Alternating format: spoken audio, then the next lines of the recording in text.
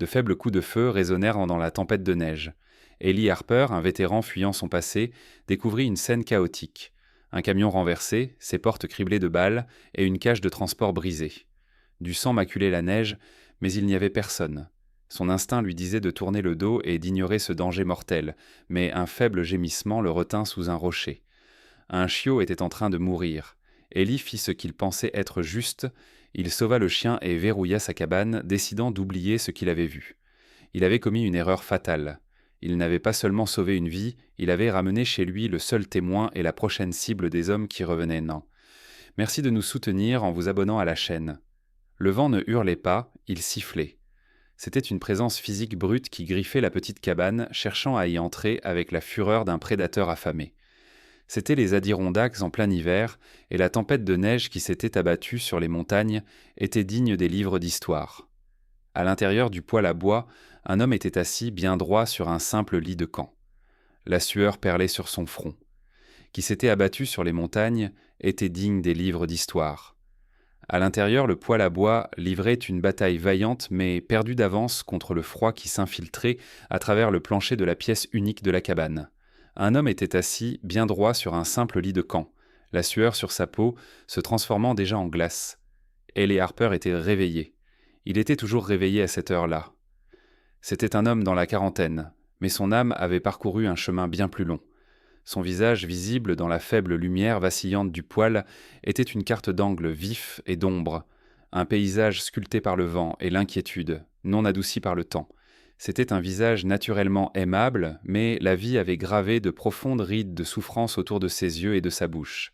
Ses cheveux bruns, plus longs que ne l'autorisait le règlement, étaient striés d'argent aux tempes et peignaient en arrière avec impatience avec ses doigts. Il était le grand, avec une force maigre qui semblait nerveuse dans son t-shirt thermique et sa flanelle usée, mais c'était une force solide trompeuse, affinée par des années passées à porter des fardeaux physiques et mentaux. Une barbe et une moustache épaisse et non taillée, plus grises que poivre, couvraient une mâchoire perpétuellement serrée, même pendant son sommeil. Il était un ancien ranger de l'armée et les fantômes de l'Afghanistan l'avaient suivi jusqu'à cette parcelle de bois isolée. Le cauchemar était le même que toujours. L'odeur du diesel et de la poussière, le flash aveuglant qui n'était pas un flash mais le monde devenant blanc, le silence soudain et terrible qui suivait la vague de pression, les cris, les noms de ses frères appelés dans l'obscurité. Ellie balança ses jambes hors du lit de camp, ses pieds nus touchant le sol en bois glacial. Il se frotta le visage, ses paumes calleuses frottant contre la barbe rugueuse. Le cauchemar s'estompa, ses contours se dissolvant, mais l'adrénaline restait comme un acide toxique dans son estomac. Il tendait la main vers la tasse en étain remplie d'eau sur sa table de chevet lorsque l'autre bruit se fit entendre. Ce n'était pas la tempête, le vent était un cri aigu constant, mais celui-ci était différent. C'était un grincement métallique prolongé, un terrible grincement qui déchirait le tissu de la tempête de neige. Il fut suivi d'un bruit lourd et écœurant d'impact, un grondement profond qui fit vibrer le plancher et les os d'Ellie. Il se figea pendant une seconde terrible. Il était de retour dans le Humvee, le monde se tordant, le métal hurlant. Non, c'était réel, et puis, presque perdu dans la rafale de vent qui suivit, il l'entendit, un faible bruit sec, puis un autre. Son entraînement, enfoui sous des années d'isolement volontaire, lui cria « Des coups de feu !» Le cœur d'Ellie martelait contre ses côtes, tel un oiseau pris au piège, affolé. Son corps, son instinct de soldat lui criait « Menace, sécurise, engage !» Mais son esprit, la partie de lui qui avait cherché refuge ici, criait plus fort « Cache-toi !» C'était pour cela qu'il vivait à 30 kilomètres de la ville la plus proche. C'était pour cela que son seul voisin était un garde forestier à la retraite. Lui criait « Menace, sécurise, engage !» Mais son esprit, la partie de lui qui avait cherché refuge ici, criait plus fort « Cache-toi !» C'était pour cela qu'il vivait à 30 kilomètres de la ville la plus proche. C'était pour cela que son seul voisin était un garde forestier à la retraite, à 8 kilomètres sur la route forestière. Il était venu ici pour être tranquille, pour laisser le monde humain s'épuiser sans lui. Les bruits étaient un synonyme de problèmes humains, les pires qui soient. Une vague de terreur froide envahit Ellie. Il sentit le vieux commutateur familier basculer dans son cerveau, celui qui le paralysait, qui le poussait à barricader la porte et à laisser le monde régler ses propres affaires violentes. Ce n'était pas son combat. Il avait pris sa retraite, il avait capitulé. Il resta immobile pendant 1 minute entière, la cabane gémissant autour de lui, mais le silence qui suivit le crash était pire que le bruit. C'était une question sans réponse, accompagnée d'un profond soupir qui ressemblait à une défaite. Le soldat en lui l'emporta de justesse. Il bougea avec des mouvements économiques et pratiqués. Il enfila son jean bleu usé et délavé, 2 paires de chaussettes en laine et la même chemise en flanelle rouge et bleu marine, qu'il portait depuis 3 jours. Il lassa ses solides bottes de travail isolantes. Enfin, il attrapa sa vieille veste, en cuir marron accrochée à un crochet près de la porte. Elle était craquelée et usée, dégageant une légère odeur de fumée de bois et d'huile. Mais c'était une seconde peau, une armure en laquelle il avait confiance. Il prit sa lourde lampe torche sur l'étagère, l'alluma, puis, après un moment il l'éteignit. Il allait se retrouver dans le noir. Il déverrouilla la porte de la cabane et la tempête tenta de la lui arracher des mains. Ellie sortit dans le chaos, la tête baissée, poussant contre un mur blanc. Il connaissait cette terre. Il savait que la route forestière se trouvait à environ 200 mètres au nord de sa cabane. Le bruit venait de là. La neige lui arrivait aux cuisses, le vent était un coup physique qui lui coupait le souffle. Il avançait lentement, ses sens en ébullition. Le cauchemar avait disparu, remplacé par une réalité froide et tranchante. Il trouva la route, ou ce qu'il en restait, et suivit les traces du chasse-neige, presque invisible dans la neige tourbillonnante. Il trouva l'épave 50 mètres plus loin. C'était une forme sombre, une ombre monstrueuse dans la blancheur. Un pick-up récent, noir ou bleu foncé, gisait sur le toit, le châssis enroulé autour d'un énorme pin. Il avait clairement été projeté hors de la route. Ellie s'approcha prudemment, le faisceau de sa lampe torche creusant un faible tunnel dans la neige. Le moteur était mort, de la vapeur s'élevait en sifflant du bloc moteur fissuré. C'est à ce moment-là que le mécanisme d'évitement s'est déclenché avec force. Il se trouvait à 3 mètres lorsque sa lampe a éclairé la porte latérale du conducteur. Elle était percée de plusieurs trous ronds et sombres, des impacts de balles de petit calibre. Sa lampe balaya la benne du pick-up. Une grande cage de transport renforcée avait été boulonnée à la benne. Le choc avait cassé les boulons et la cage gisait ouverte sur la neige, à plusieurs mètres de là. Ellie s'arrêta, il ne s'approcha pas. Il pouvait sentir l'odeur de l'essence se mêler à celle du pain. Ce n'était pas un accident. C'était une exécution, ou un enlèvement, ou quelque chose de bien pire. C'était tout ce qu'il était venu chercher ici. Une vague froide de néant profond submerge Ellie. Il sent le déclic, celui qui le met hors service. Il n'est plus un soldat, il n'est plus un premier intervenant. Il est un fantôme vivant dans une ville fantôme.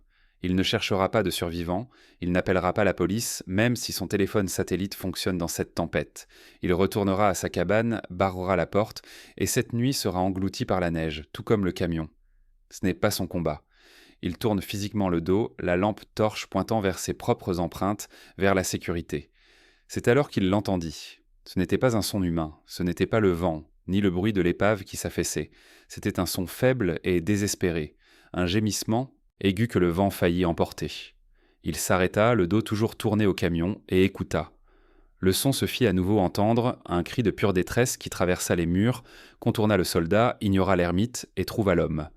Ellie se retourna, balayant la neige devant le camion en direction du son. Il le suivit attendant, passant devant l'épave, passant devant la niche détruite. Le son venait dessous, une branche d'épicéa basse, alourdie par la neige. Il tomba à genoux, écartant les branches. Là, recroquevillé en boule, tremblant, se trouvait un chiot. Il était minuscule, âgé de 8 ou 9 semaines tout au plus. Il pensait que c'était un berger allemand. Son pelage était d'un gris foncé déjà emmêlé de glace. Ses yeux étaient enfermés par la douleur. Lorsque la lumière d'Ellie, lumière de sa lampe torche l'éclairait, le chiot essaya de lever la tête, mais ne parvint qu'à émettre un autre gémissement déchirant.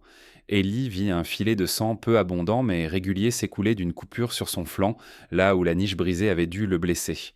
Il était en train de mourir. Il regarda la petite créature, puis jeta un coup d'œil par-dessus son épaule à la silhouette sombre et violente du camion, aux impacts de balles, au coffre-fort brisé, aux problèmes humains.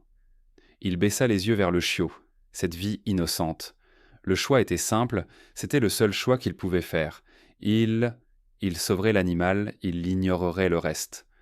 Tendit la main gantée, et la Harper ramassa délicatement la créature tremblante et ensanglantée. Elle était incroyablement petite, tenant dans la paume de sa main. Le chiot, sentant la première chaleur qu'il avait connue depuis des heures, se relâcha et poussa un faible soupir. Ellie se leva, glissa le petit corps dans sa veste en cuir et le pressa contre la chaleur de sa chemise en flanelle. Il tourna le dos à l'épave, aux impacts de balles, au conducteur silencieux, au mystère d'Eric Dawson. Il ne vérifia pas la cabine, ne chercha pas d'autres survivants. Il baissa la tête et, protégeant la petite vie blottie contre sa poitrine, Ellie Harper retourna à sa cabane, laissant la tempête effacer ses empreintes, enfermant la violence du monde humain à l'extérieur.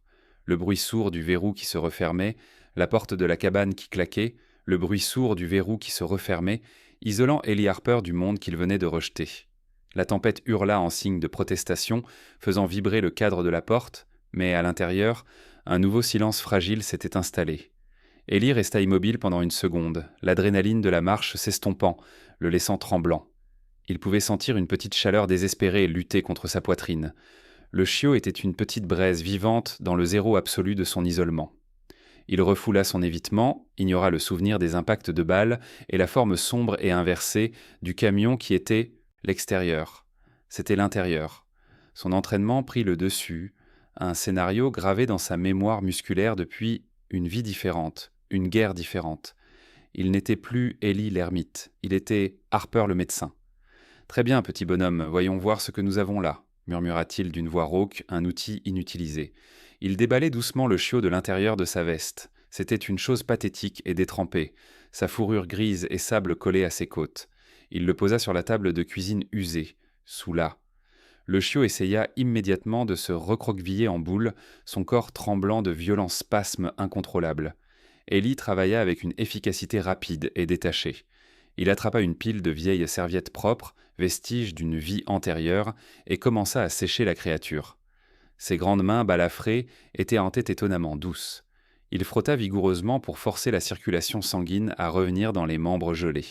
Il remplit une casserole d'eau et la posa sur la cuisinière, non pas pour la faire bouillir, mais pour la réchauffer. Il sortit sa vieille trousse de secours du fond de son coffre, un sac qu'il n'avait pas ouvert depuis des années. Le contenu était intact. « Triage », murmura-t-il pour lui-même. « Arrêter l'hémorragie, traiter le choc. » La blessure du chiot se trouvait sur son flanc gauche. Il coupa soigneusement la fourrure emmêlée.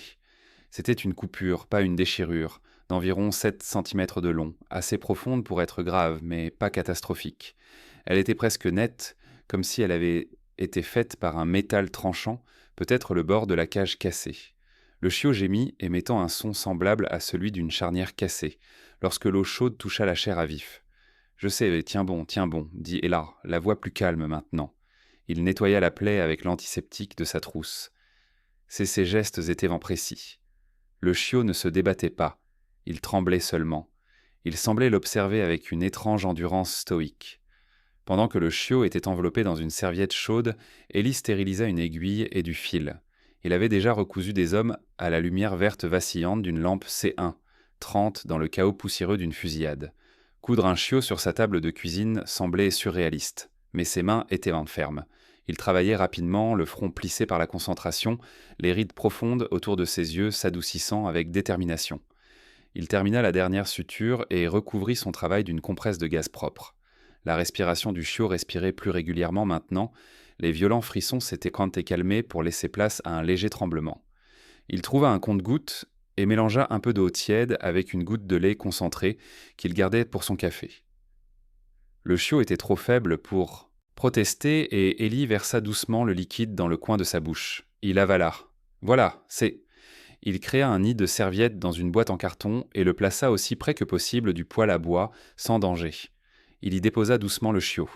Ce n'est qu'alors, sa mission immédiate accomplie, qu'Ellie regarda vraiment la créature qu'il avait sauvée.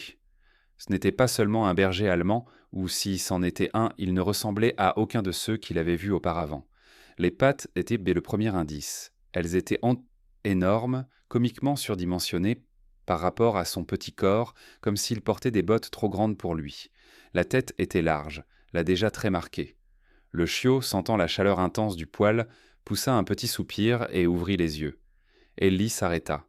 Il s'attendait à voir les yeux bruns ou bleus d'un chiot normal, mais ceux-ci n'étaient pas normaux. Les yeux qui le fixaient étaient d'une couleur ambrée pâle, lumineuse et impossible. Ce n'étaient pas les yeux troubles et flous d'un simple animal. Ils étaient en clair et perçants, dégageant une intelligence troublante, comme s'il l'évaluait avec la même intensité qu'il leur avait accordée. Il s'assit sur sa chaise branlante, toujours vêtue de sa veste en cuir, et observa la boîte. Il ne dormit pas. Il nourrit le chiot toutes les 2 heures.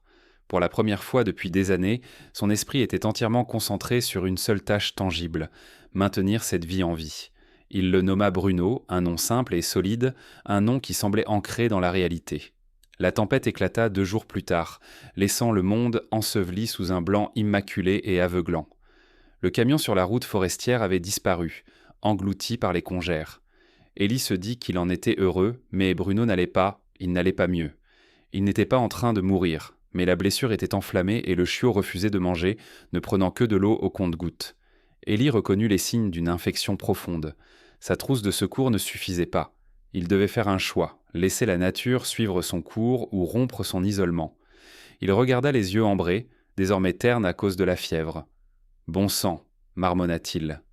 Il enveloppa Bruno dans toutes les couvertures dont il disposait et le plaça dans la boîte en carton sur le siège passager de son vieux camion.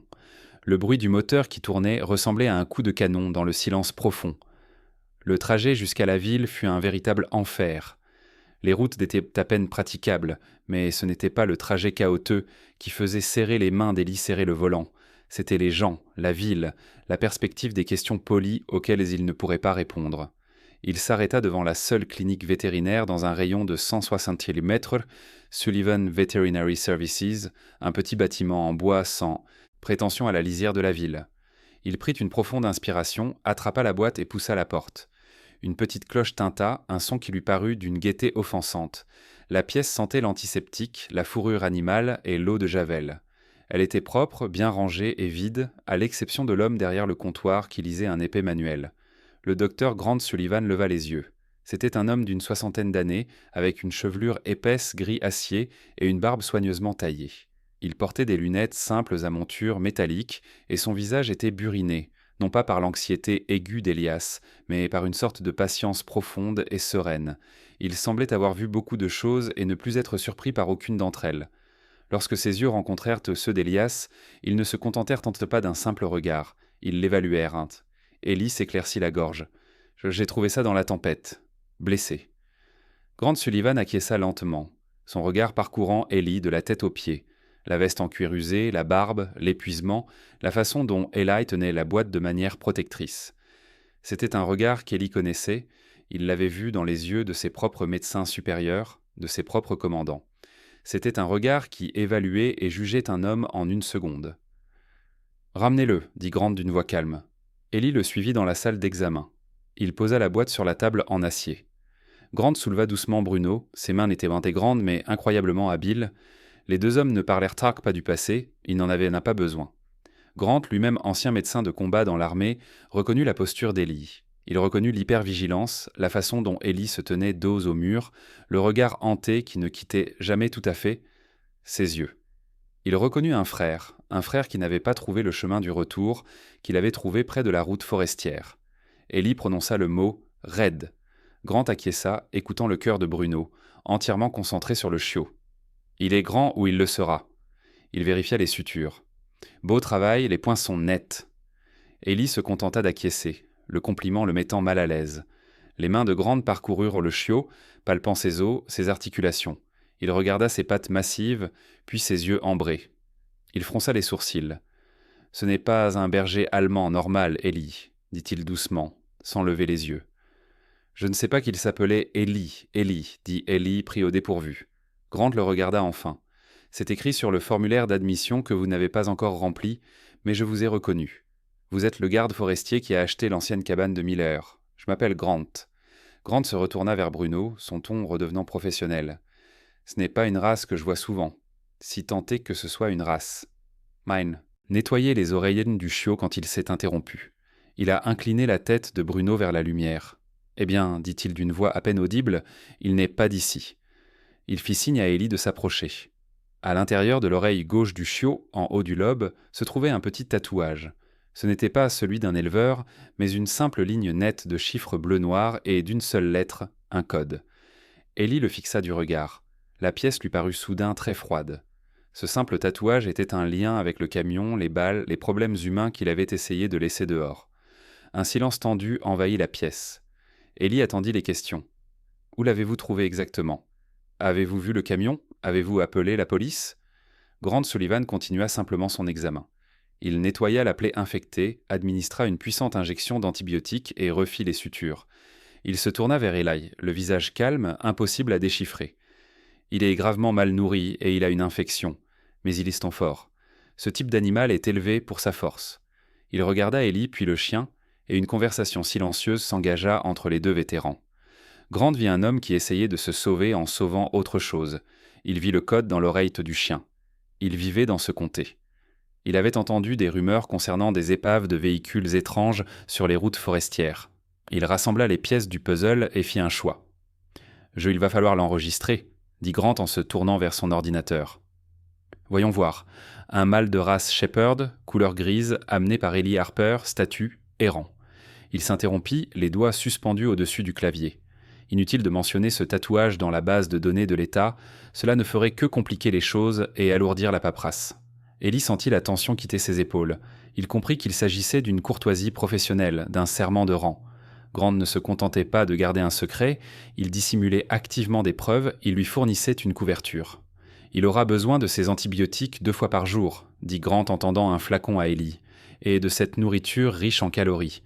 Ramenez-le dans une semaine ou plutôt si la fièvre ne baisse pas. » Ellie prit les provisions. « Combien je vous dois? On réglerait la prochaine fois, » dit Grant en se détournant déjà pour nettoyer ses outils. « Réchauffe-le simplement, Ellie. Garde-le en sécurité. » Ellie acquiesça, incapable de trouver les mots justes. « Merci, Grant. » Alors qu'Ellie franchissait la porte, la petite cloche sonnant son départ, il sentit quelque chose. Le dégel n'était pas une invitation douce, mais une retraite chaotique et désordonnée. L'hiver n'abandonnait pas facilement les Adirondacks. Pendant 2 mois, presque 3, Ellie Harper et la petite créature qui l'avait sauvée existèrent dans un état d'animation suspendu, un tube île dans une mer blanche. Mais maintenant, le monde s'ouvrait, le bruit de l'eau qui coulait était constant, une horloge percussive mesurant la lente mort de la neige. L'eau s'écoulait des avant-toits de la cabane et coulait en nouvelles rivières boueuses le long de la route forestière. L'air, autrefois vif et stérile, était maintenant chargé de l'odeur de la terre humide et des feuilles en décomposition, le parfum d'un monde qui revenait à la vie, ou du moins à ses affaires désordonnées. La vie à l'intérieur de la cabane avait également changé. Bruno n'était plus la petite chose à moitié gelée qu'Ellie avait recousue sur sa table de cuisine. Le nom Bruno, choisi pour son son solide et terre-à-terre, semblait désormais presque ironique. Le chiot qu'il avait pris pour un berger allemand grandissait à un rythme à la fois étonnant et troublant. À ce qu'Ellie estimait être l'âge de 4 mois, Bruno était déjà plus grand qu'un beagle adulte, avec ses pattes dégingandées et ses pattes massives qu'il pas encore tout à fait maîtrisées. Il se déplaçait avec une grâce maladroite qui laissait présager une force future. Son pelage avait subi le changement le plus spectaculaire. La fourrure gris foncé du chiot était tombée, remplacée par une fourrure épaisse et dense, très différente. C'était un pelage gris et blanc avec des points de charbon sur le dos et la queue, un camouflage parfait pour les bois enneigés à l'extérieur. Il ressemblait moins à un berger allemand qu'à un animal sorti d'un documentaire sur la nature. Il était calme. Ellie n'avait jamais entendu aboyer, pas une seule fois. Il n'avait pas aboyé quand Ellie avait fait tomber une poêle en fonte, provoquant un grand bruit qui avait résonné dans toute la pièce. Il n'aboyait pas non plus après les écureuils qui lui lançaient des insultes depuis la sécurité des pins. Quand il voulait sortir, il se contentait d'apparaître à côté d'Ellie et de le fixer de ses yeux ambrés pâles, avec une patience déconcertante. Quand il était content, il poussait un petit souffle par les narines. Quand il était vraiment alarmé, un grondement grave, presque inaudible, vibrait dans sa poitrine profonde. Et Eli se surprenait à parler au chien pour remplir le silence. « Tu es un drôle de chien, Bruno », murmurait Ellie en grattant le chiot derrière les oreilles. « Tu ne sais même pas comment être un chien, n'est-ce pas ?» Bruno se contentait d'appuyer son poids contre la jambe d'Ellie, présence solide et chaleureuse. Leur routine avait sauvé Ellie. Les repas structurés, le traitement antibiotique 2 fois par jour qui avait finalement vaincu l'infection, les visites à la clinique de Grant Sullivan. Tout cela avait donné à Ellie un cadre, une mission. Grant avait été une ancre silencieuse et stable.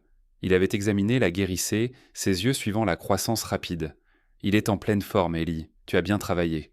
Il n'avait jamais posé de questions.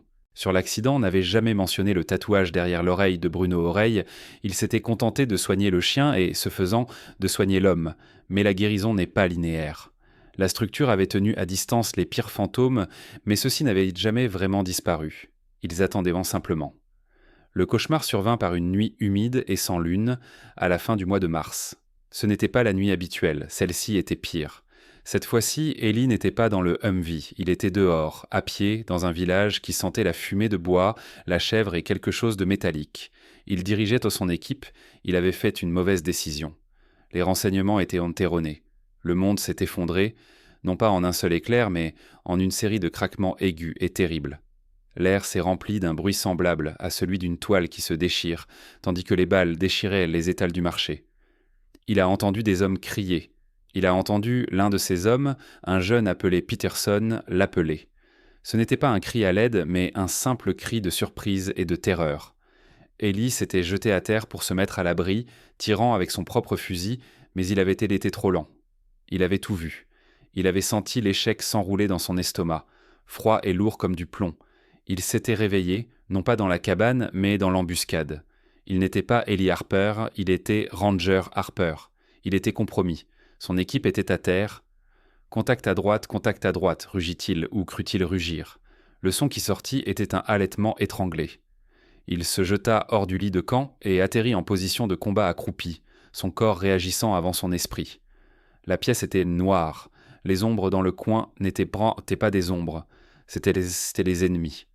Le bruit du vent dans la cheminée n'était pas le vent, c'était un mouvement. Il était submergé. Son cœur battait à tout rompre, un rythme de pure panique, ses poumons brûlaient. Il pouvait sentir l'odeur de la cordite, de la poussière, l'odeur cuivrée du sang. Sa main se précipita vers la petite table à côté de son lit de camp. Ses doigts se refermant sur la forme froide et familière de son pistolet. C'était un 9 mm qu'il avait gardé de son service, son dernier recours, la seule chose dont il savait qu'elle était toujours là. Il leva l'arme, ses bras se verrouillant dans une position parfaite et bien rodée. Il désarma la sécurité. Le petit clic était assourdissant dans le silence. « Où es-tu » siffla-t-il dans l'obscurité, la voix rauque et brisée.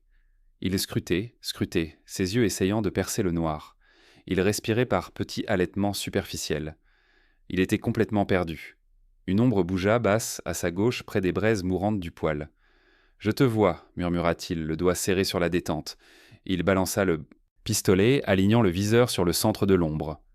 L'ombre bougea à nouveau, sortant de l'obscurité la plus profonde. Elle ne chargea pas, elle ne se cacha pas, elle avança simplement lentement. L'esprit d'Ellie lui criait de tirer, de neutraliser la menace.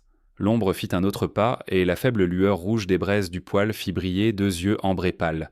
C'était Bruno, mais le cerveau paniqué d'Ellie n'enregistra pas Bruno, il enregistra autre chose, il enregistra un mouvement.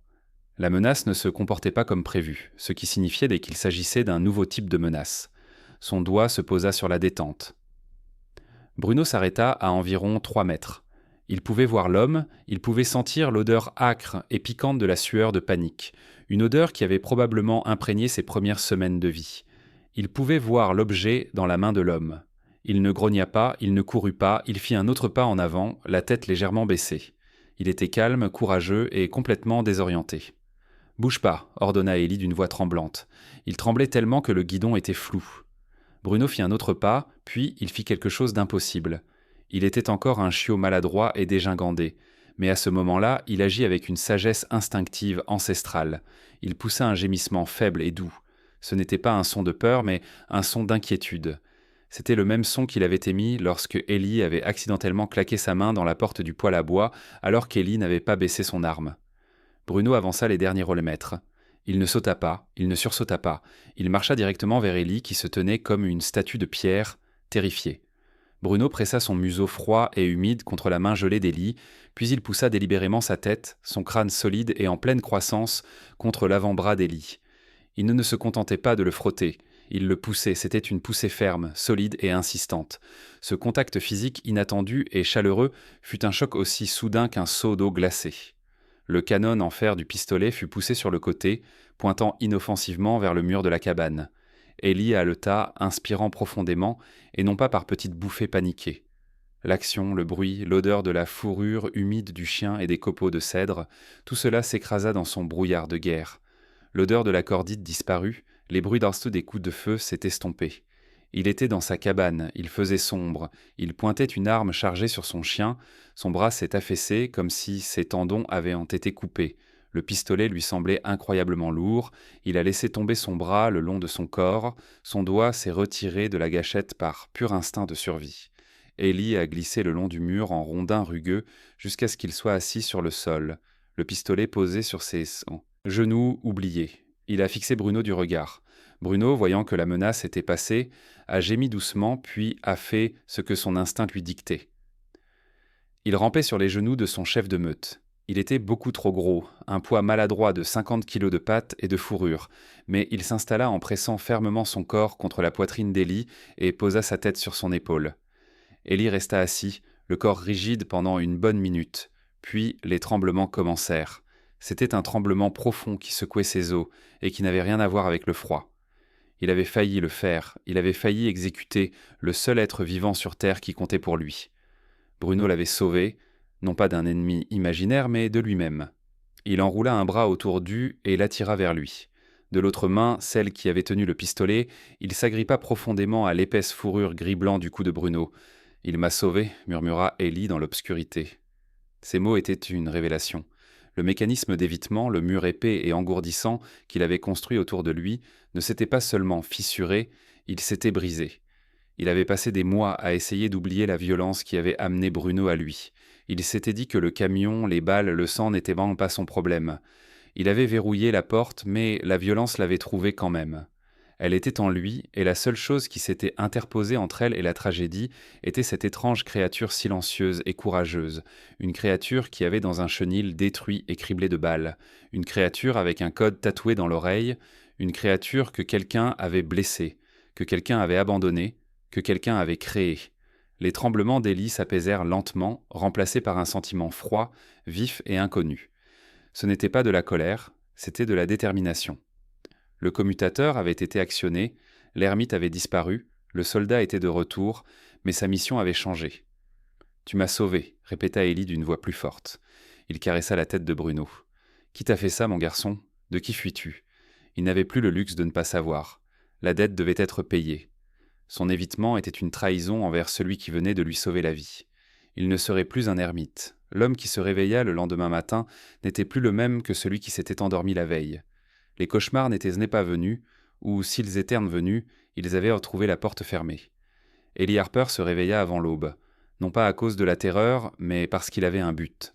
Le déclic qui s'était basculé dans son esprit la nuit précédente, le moment où la tête solide et chaleureuse de Bruno avait repoussé le métal froid du pistolet, était resté enclenché. Le brouillard oppressant de son syndrome de stress post-traumatique n'avait pas disparu, mais il avait été brûlé, réduit à une brume basse par la lumière chaude et claire d'une mission.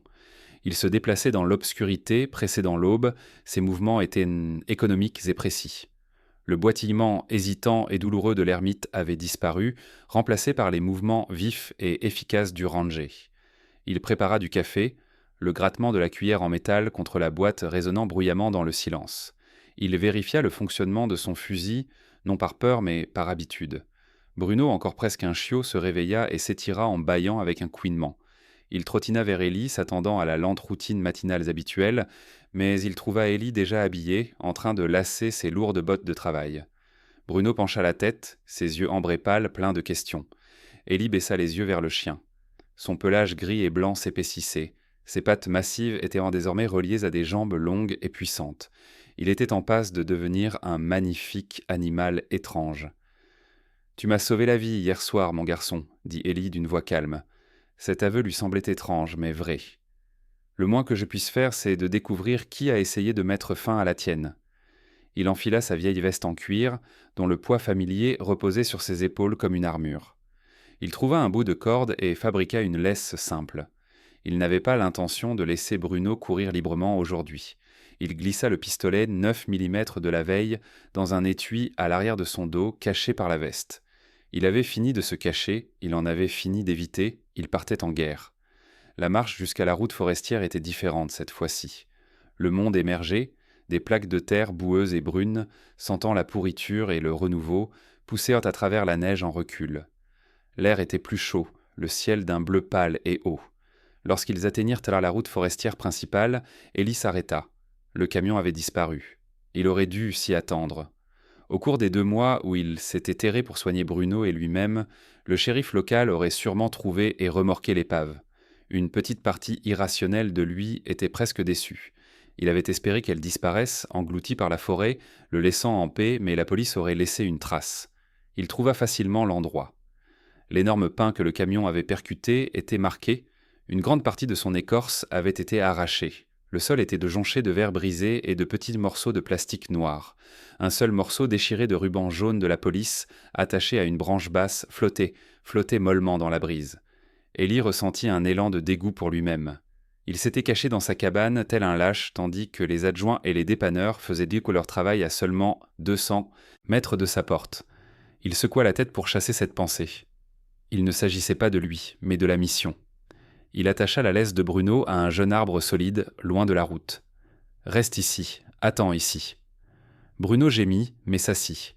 Son dressage, ou peut-être simplement sa nature, le rendait obéissant. Ellie se retourna vers la scène. Son regard avait changé. Il ne voyait plus le lieu d'un accident, mais une zone de combat. Son entraînement de rangée prit le dessus, calculant automatiquement les angles de tir, les champs de vision et les voies de fuite. Le camion descendait la route en direction de l'autoroute. Les ornières dans la boue indiquaient qu'il avait été contraint de quitter la route pas déviée, une embuscade. Il ignora les débris évidents, il ignora le ruban de police, il commença à balayer lentement et méthodiquement le périmètre, ses yeux scrutant le sol, il cherchait ce qui pas à sa place, il cherchait ce que la police aurait manqué lors d'un nettoyage standard après un accident mortel. Cela lui prit 10 minutes. Sa botte heurta quelque chose de petit et métallique, à moitié enfoui dans la boue, à 6 mètres du lieu de l'accident. Il s'agenouilla, ses genoux craquant, et retira l'objet de la boue. Il l'essuya sur son jean. C'était une douille de 9 mm. Son sang se glaça. C'était le bruit qu'il avait entendu à travers la tempête, pas un fusil, mais un pistolet tiré depuis le bord de la route. Il en trouva une autre à 3 mètres plus près du lieu de l'impact, et une troisième près de l'endroit où se trouvait la cabine du camion. Ils n'avaient été pas seulement forcé le camion à quitter la route, ils avaient tiré pendant qu'il le faisait d'un. Il se leva et reconstitua le puzzle. Le conducteur, Eric Dawson, probablement blessé, luttait avec le volant, le camion percute l'arbre, la cage boulonnée à l'arrière se détache sous le choc. Les yeux d'Ellie suivaient la trajectoire logique des débris, la ligne de force cinétique. Le camion avait heurté le pin, la cage avait été projetée là où son regard s'était posé, sur le groupe de rochers de granit où il avait trouvé Bruno. Il s'était approché, ses bottes s'enfonçant dans la terre humide, et avait scruté la zone autour des rochers, l'endroit où Bruno avait gémi. Puis il l'avait vu, coincé profondément dans une étroite crevasse entre 2 rochers. Quelque chose de noir et de plastique brillait dans la lumière du matin. Ce n'était pas un rocher, ce n'était pas un pièce du camion. Il s'agenouilla à nouveau, ses doigts sondant l'espace froid et étroit. Il dut utiliser son couteau pour le dégager. C'était un téléphone portable, un simple téléphone jetable bon marché. L'écran était recouvert d'une toile d'araignée de verre brisé, le boîtier était fissuré mais sinon intact, protégé par les rochers. C'était le téléphone d'Eric Dawson. Ellie le fixa, le cœur battant lentement et lourdement. C'était chieux, ça c'était le lien, c'était le problème humain qu'il avait essayé si fort d'ignorer, et maintenant il le tenait dans sa main. Il le retourna, le dos était lâche, il l'enleva, la batterie était délogée, mais la carte SIM était toujours dans son emplacement. Une sensation froide d'être observé lui piqua la nuque. Il se leva lentement, mit le téléphone dans sa poche et scruta la lisière de la forêt. Il n'y avait que le vent dans les pins. Il était temps de partir. « Bruno !» appela-t-il d'une voix aiguë. Il retourna vers le jeune arbre et détacha la laisse. Bruno, heureux d'être libre, lui donna un petit coup de tête. Ellie se mit à marcher rapidement, entraînant Bruno avec lui, les yeux balayant la route devant et derrière eux. Ils étaient presque arrivés à la bifurcation menant à sa cabane lorsqu'il l'entendit. Ce n'était pas un bruit fort, mais il avait quelque chose d'anormal. C'était le crissement lent et humide de pneus lourds sur la route boueuse, accompagné du grondement sourd et coûteux d'un moteur puissant en petite vitesse. Ce n'était pas le bruit d'un véhicule en déplacement, mais celui d'une patrouille.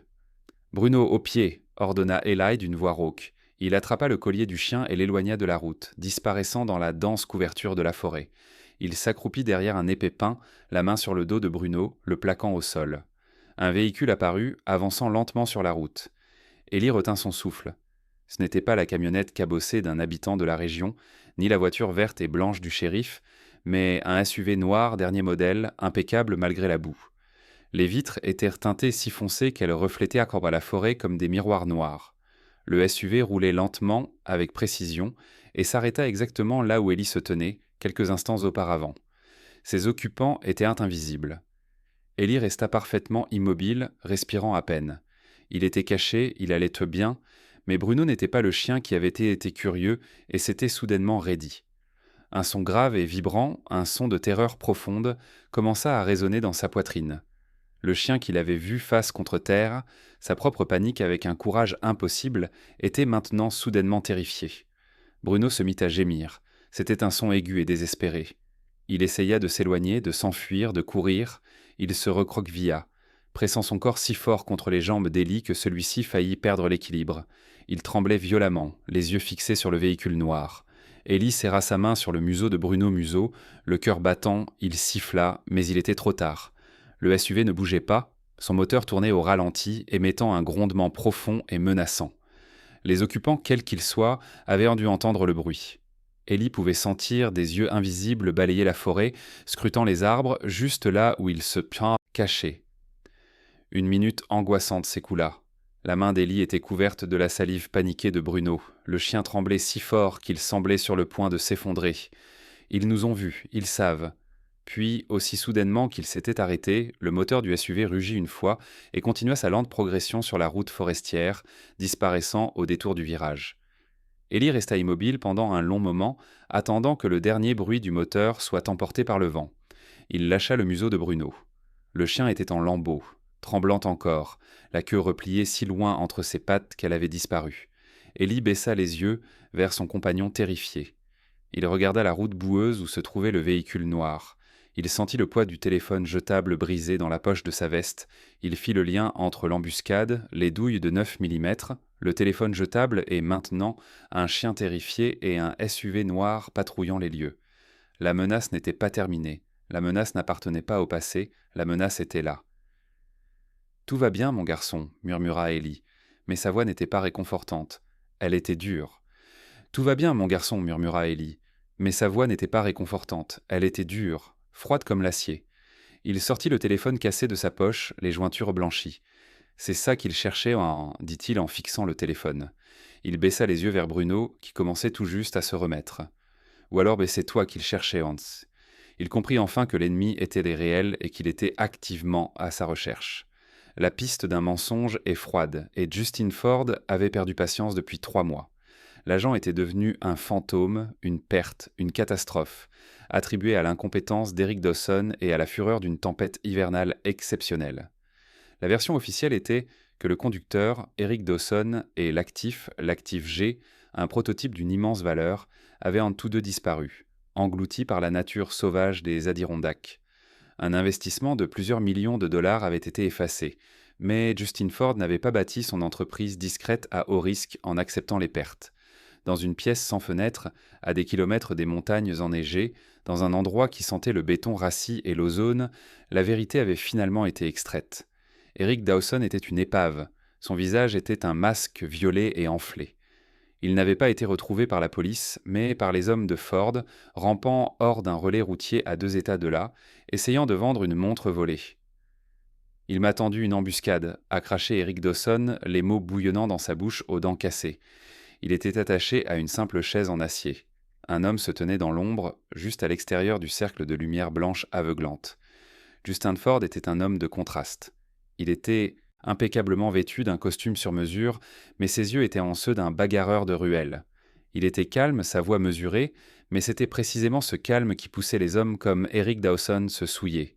« Vous avez dit que la voix de Ford était douce comme de la pierre polie.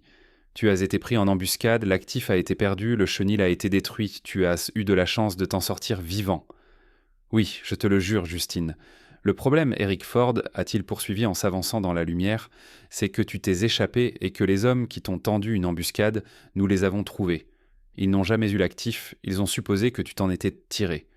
Il s'est approché. Il ne reste donc qu'une seule personne qui ne me dit pas toute la vérité. Un autre homme qui se tenait silencieusement près de la porte a fait un demi-pas en avant. Pas en avant. C'était Cameron Ross. Ford était le cerveau, Ross était l'instrument. Ross était grand, avec une silhouette athlétique et mince. Il portait un simple pull à col roulé noir, coûteux et un pantalon. Ses cheveux étaient coupés courts à la militaire et son visage était totalement inexpressif, comme s'il attendait l'ordre d'assembler un meuble ou de casser le bras d'un homme. Cela lui était égal. Il mentit. Ross dit d'une voix neutre et sans accent. « Je ne suis pas Eric Dawson, hurla-t-il, la panique prenant le dessus sur sa douleur. C'est fini, le choc, le froid. C'était un chiot, il aurait été mort en 1 heure. Justin Ford leva la main. Ross arrêta Eric une dernière fois. Ford dit d'une voix presque gentille. « Tu courais, le chenil s'est cassé, qu'as-tu vu, le corps de Dawson ?» Le corps de Dawson tremblait, secoué par un terrible frisson. Le mensonge avait fait son temps, la vérité était tout ce qui lui restait. Il était vivant, sanglotait Dawson. Le chenil s'est ouvert, il saignait, il a couru vers les arbres, vers la tempête. Je te jure, Justine, je pensais qu'il allait mourir, j'ai juste couru. Justin Ford fixa Dawson pendant un long moment glacial. Il avait entendu ce qu'il avait besoin d'entendre. Il était vivant, dit Ford, presque pour lui-même. Il regarda son homme de main. Cameron Ross regardèrent maintenant leur patron. Il a raison sur un point, dit Ford. C'était un chiot génétiquement modifié de grande valeur. S'il saignait et qu'il s'est enfui dans la tempête, soit il est mort, soit quelqu'un l'a trouvé. Un chiot blessé dans une tempête aussi violente, un habitant de la région ne l'aurait pas laissé là. Il l'emmènerait au seul endroit logique. Il regarda Cameron Ross. « Tu as une nouvelle priorité. Obtiens la liste de toutes les cliniques vétérinaires dans un rayon de 160 km autour du lieu de l'accident. Commence par la plus proche. Quelqu'un a trouvé notre bien. » Ross acquiesça d'un signe de tête. « Propre, efficace et la récompense, quoi qu'il en coûte, » dit Ford, en tournant le dos à l'homme en pleurs assis sur la chaise. « Trouvez-le. Je veux récupérer ma propriété. » La cloche au-dessus de la porte du cabinet vétérinaire Sullivan sonna d'un son clair et joyeux, qui contrastait immédiatement avec l'homme qui venait d'entrer. Le docteur Grant Sullivan leva les yeux de son microscope. La clinique était vide, le soleil de fin de matinée filtrait à travers les vitres propres. L'homme debout sur le paillasson d'accueil semblait déplacé. C'était une ville où l'on portait des chemises en flanelle, des jeans et des bottes couvertes de boue. Cet homme, Cameron Ross, était une créature d'un autre monde.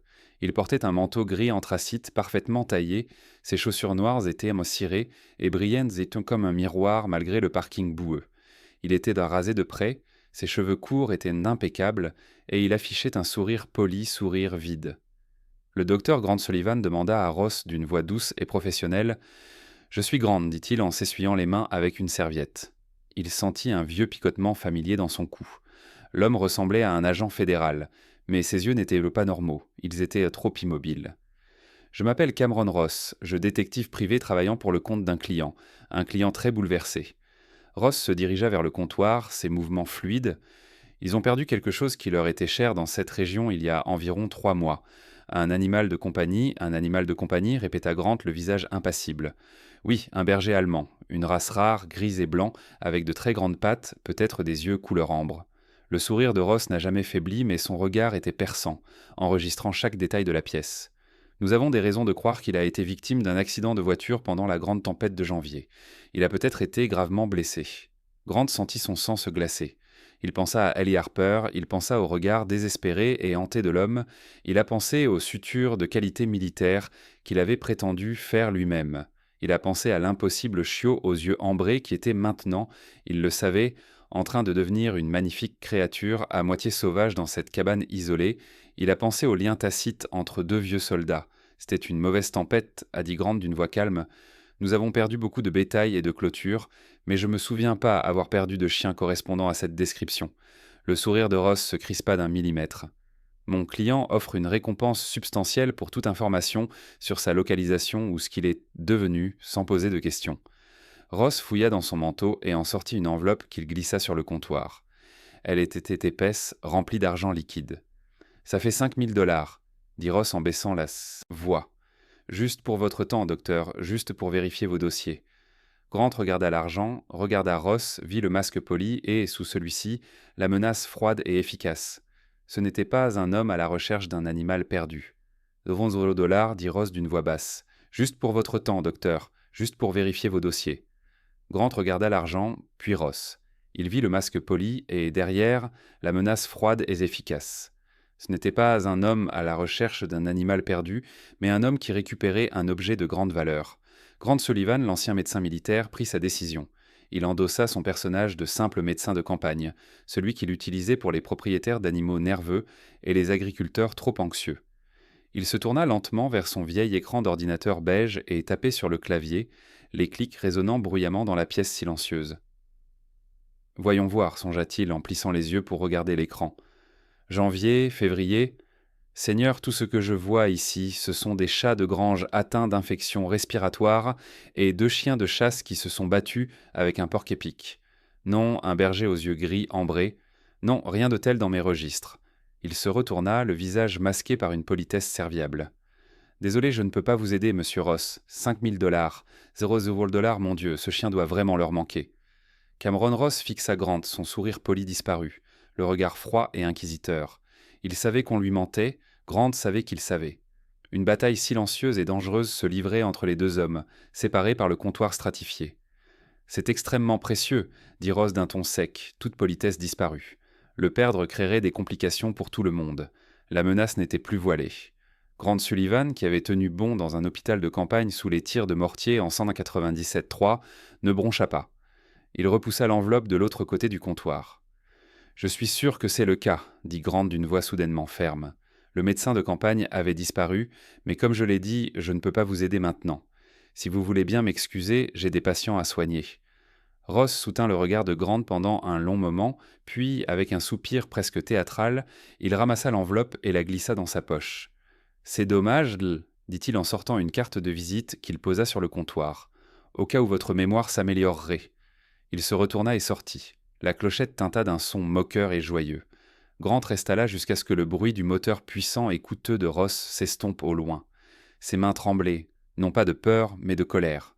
Il se dirigea vers la porte et retourna le panneau, ouvert, par d'enfermer.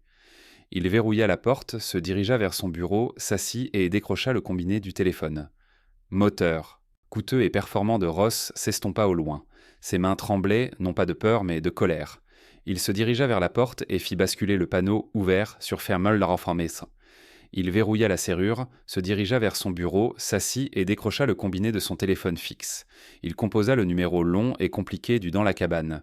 Le bip électronique soudain du téléphone satellite fit sursauter Ellie Harper, qui posa la main sur le pistolet désormais glissé dans sa ceinture. Bruno, qui dormait d'un sommeil agité près du poêle, bondit sur ses pattes, un grondement sourd vibrant dans sa poitrine. Ellie saisit le téléphone. « Oui, Ellie, Grant Sullivan. » La voix de Grant était tendue, basse et pressante. Tout semblant de visite de courtoisie avait disparu. « Qu'y a-t-il, Grant ? Un homme vient d'être ici, un citadin tiré à 4 épingles, du nom de Cameron Ross. » Ellie se raidit. Il regarda le téléphone jetable brisé sur sa table. « Il me demandait des nouvelles d'un chien, » continua Grant rapidement. « Un berger allemand gris et blanc, aux yeux ambrés, blessé lors de la tempête en janvier. » Une froide terreur s'installa dans l'estomac d'Ellie. « Il m'a offert $5000 en espèces pour vérifier mes dossiers, Ellie. Et quand je lui ai dit que je n'avais rien vu, il m'a menacé, pas ouvertement, mais c'était une menace. Je crois que je viens de le voir, » dit Ellie d'une voix tendue et chuchotée. « Un SUV noir sur la route. » Bruno, il était terrifié. Il y eut un halètement à l'autre bout du fil. Je m'en doutais. Écoute-moi, fiston, ce n'était pas un propriétaire d'animal inquiet. C'était un homme payé pour trouver des choses qui ne veulent pas être trouvées. Voulait pas être trouvées. C'est pas le patron, mais il est dangereux. Grant a fait une pause, et ses mots suivants ont frappé comme des coups de poing. Je sais pas comment il... Le clic du téléphone satellite mettant fin à l'appel a été un dernier son accablant. C'était le bruit d'une porte qui claquait sur l'ancienne vie d'Ellie et sur une nouvelle qui commençait. Ils sont là, ils savent que c'est vivant. Les mots de Grant Sullivan restèrent suspendus dans l'air vicié de la cabane. Ellie regarda Bruno. Le chien s'était levé, un grondement grave résonnant encore dans sa gorge.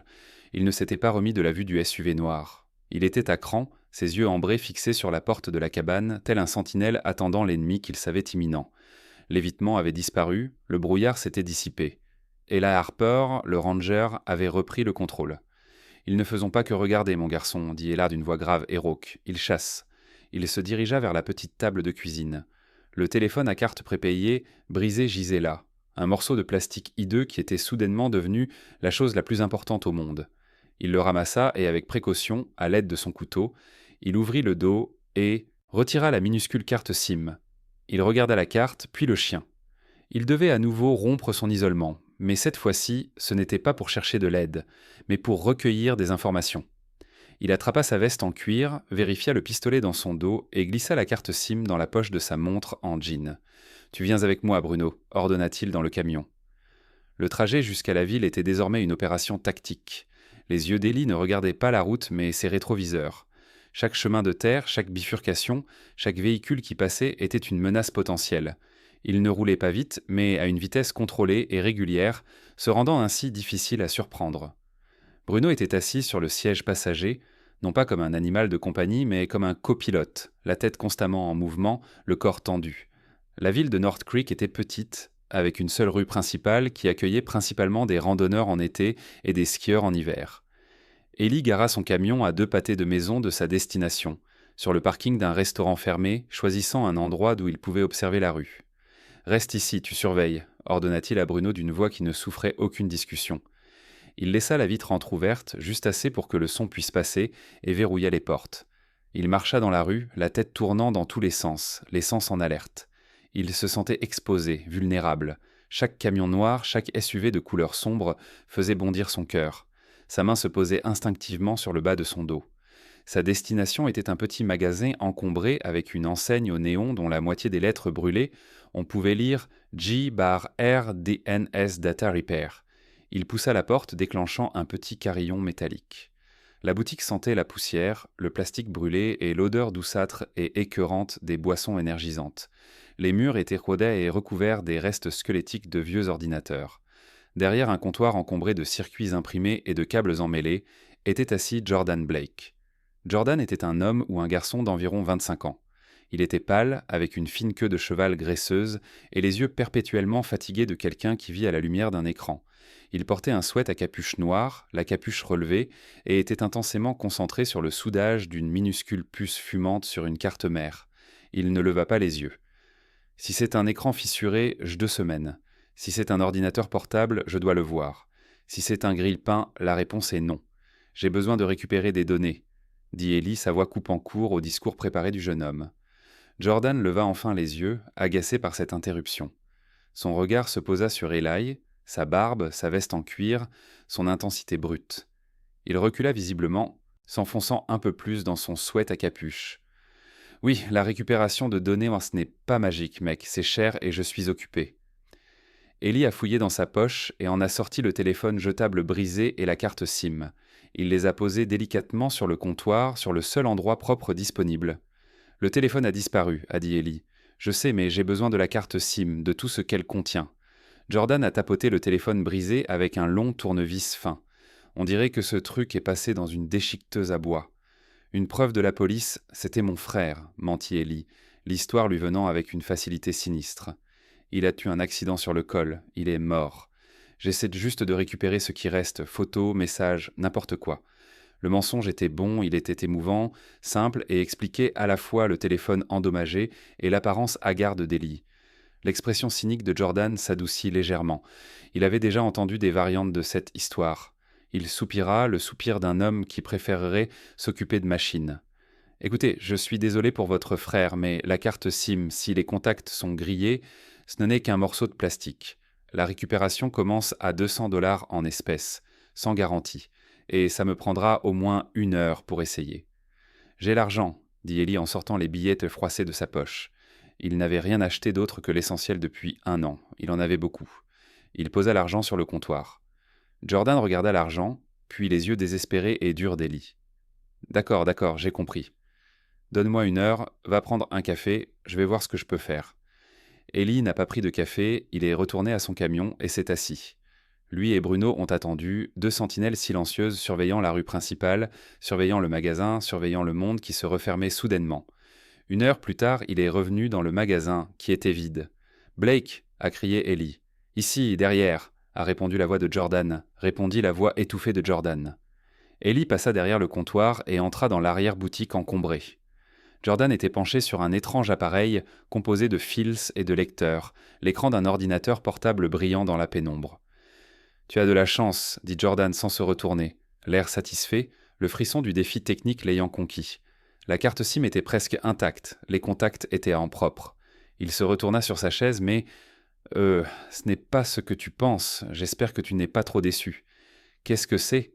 demanda Ellie d'une voix tendue. « Ce ne sont pas des photos, pas de liste de contacts, pas d'historique d'appel, ce sont que des fragments de messages textes supprimés. Le système d'exploitation n'enregistre que des bribes. On dirait des messages codés professionnels. » Il tourna l'ordinateur, portable pour qu'Ellie puisse voir l'écran. C'était un fouillis de code, mais dans le champ des données récupérées, Ellie vit clairement les mots G Asset Secure Dawson has, The Package Delivery, Roth confirme de rendez-vous at, puis une longue série de chiffres enchevêtrés, Grey Asset Compromised Repeat, Compromised Forward, Requires Cleanup All Assets, Liquidated Grey Asset. Ellie murmura en regardant le mot Dawson. Eric Dawson, le chauffeur. « C'est quoi c'est ?» demanda Eli en montrant la chaîne de coordonnées. Jordan appuya sur une touche et une carte apparut sur son deuxième écran. Le GPS semble local, au cœur des terres de l'État, au nord d'ici, dans une ancienne zone d'exploitation forestière, où il n'y a rien d'autre que des arbres. « Ford » dit Ellie, les yeux fixés sur le mot. « Qui est Ford ?» Jordan haussa les épaules, sa curiosité professionnelle satisfaite et s'estompant rapidement. « Comment je le saurais ? Écoute, je t'ai donné les données. » dit-il en griffonnant les coordonnées sur un post-it. « Voici tes coordonnées. Le reste, ça me dépasse. » Ellie prit le post-it et regarda l'écran une dernière fois. Grey Asset Ford. Il avait un nom et un emplacement. Il ne retourna pas à la cabane. L'avertissement de Grant était encore trop frais, le SUV noir était trop réel. Il conduisit, poussant son vieux camion sur l'autoroute, puis sur les routes sinueuses et non goudronnées de l'État. Il suivit les coordonnées égara son camion à 1,5 km de l'endroit, caché dans un bosquet de pins. Bruno maintint ses ordres. Ellie parcourut le dernier kilomètre à pied. Il se déplaça comme on le lui avait appris, bas et rapidement, utilisant les arbres comme couverture. Son fusil était maintenant prêt, en position basse. Il le sentit avant de le voir, odeur chimique de brûlé, de fumée ancienne et d'eau de javel. Il arriva dans une clairière. Il n'y avait rien d'autre que des arbres. C'était un complexe. Une haute clôture en mailles métalliques surmontée de barbelés encerclait un terrain de 2 acres. La clôture était partiellement fondue et affaissée par endroits. Au centre se trouvaient les ruines d'un long bâtiment métallique bas. C'était un entrepôt ou un chenil. Il n'était plus qu'un squelette de poutres d'acier noirci et tordu. Le toit s'était effondré vers l'intérieur. Ce n'était pas un accident, c'était une démolition, un nettoyage. Une destruction délibérée, pensa Ellie. Le terme tactique pour désigner la destruction de preuves lui vint à l'esprit. Il se glissa à travers une brèche dans la clôture, ses bottes craquant sur la terre carbonisée. Il se déplaça de pièce en pièce à travers le fantôme du bâtiment. Il vit des dalles de béton, des dizaines de petites dalles carrées, chacune avec un drain au centre, des enclos pour chiens. Il vit les ruines d'une aire d'entraînement, un tapis roulant robuste fondu en un amas de plastique et de métal, des attaches en cuir épais réduites en cendres, des sacs vides renversés contenant de la nourriture industrielle. C'était une usine, un lieu construit pour fabriquer, former et expédier des biens de grande valeur. Il trouva une dernière chose près de ce qui devait être le bureau, dans un classeur fondu, un seul morceau de papier non brûlé avait survécu. C'était un manifeste d'expédition qui répertoriait le bien G pour gris à côté d'un prix qui fit froid dans le dos à Ellie. Il regarda le manifeste et pensa aux yeux ambrés, au code dans l'oreille, à la réaction terrifiée face au SUV. Bruno n'était pas un animal de compagnie. Il pas seulement un chien, il était l'actif gris et il était une propriété, il était un produit, et les hommes qui l'avaient en créé, les hommes qui travaillaient en pensant pour Ford, venaient de détruire leur propre usine et étaient maintenant en train de régler méthodiquement tous les détails, y compris un homme nommé Eric Dawson et un petit chiot gris et blanc qui avait miraculeusement survécu. Ellie se tenait debout dans les ruines, le papier carbonisé dans la main, une résolution froide et dure s'installant dans sa poitrine. Ils étaient venus à Grant. Ils avaient emprunté sa route. Ils ne cherchaient pas seulement un chien perdu. Ils étaient tentés le trajet de retour depuis le complexe incendié était un voyage à travers un paysage différent. Les arbres étaient les mêmes, la route boueuse et creusée d'ornières était la même. Mais Ellie Harper n'était plus le même. Il avait quitté sa cabane ce matin-là en tant qu'homme à la recherche de réponses. Il revenait en tant que soldat qui venait de voir là dans la poche de sa veste. Le manifeste d'expédition carbonisée semblait lourd comme un bloc d'acier. Actif Gégray. Il serra le volant, les jointures blanches.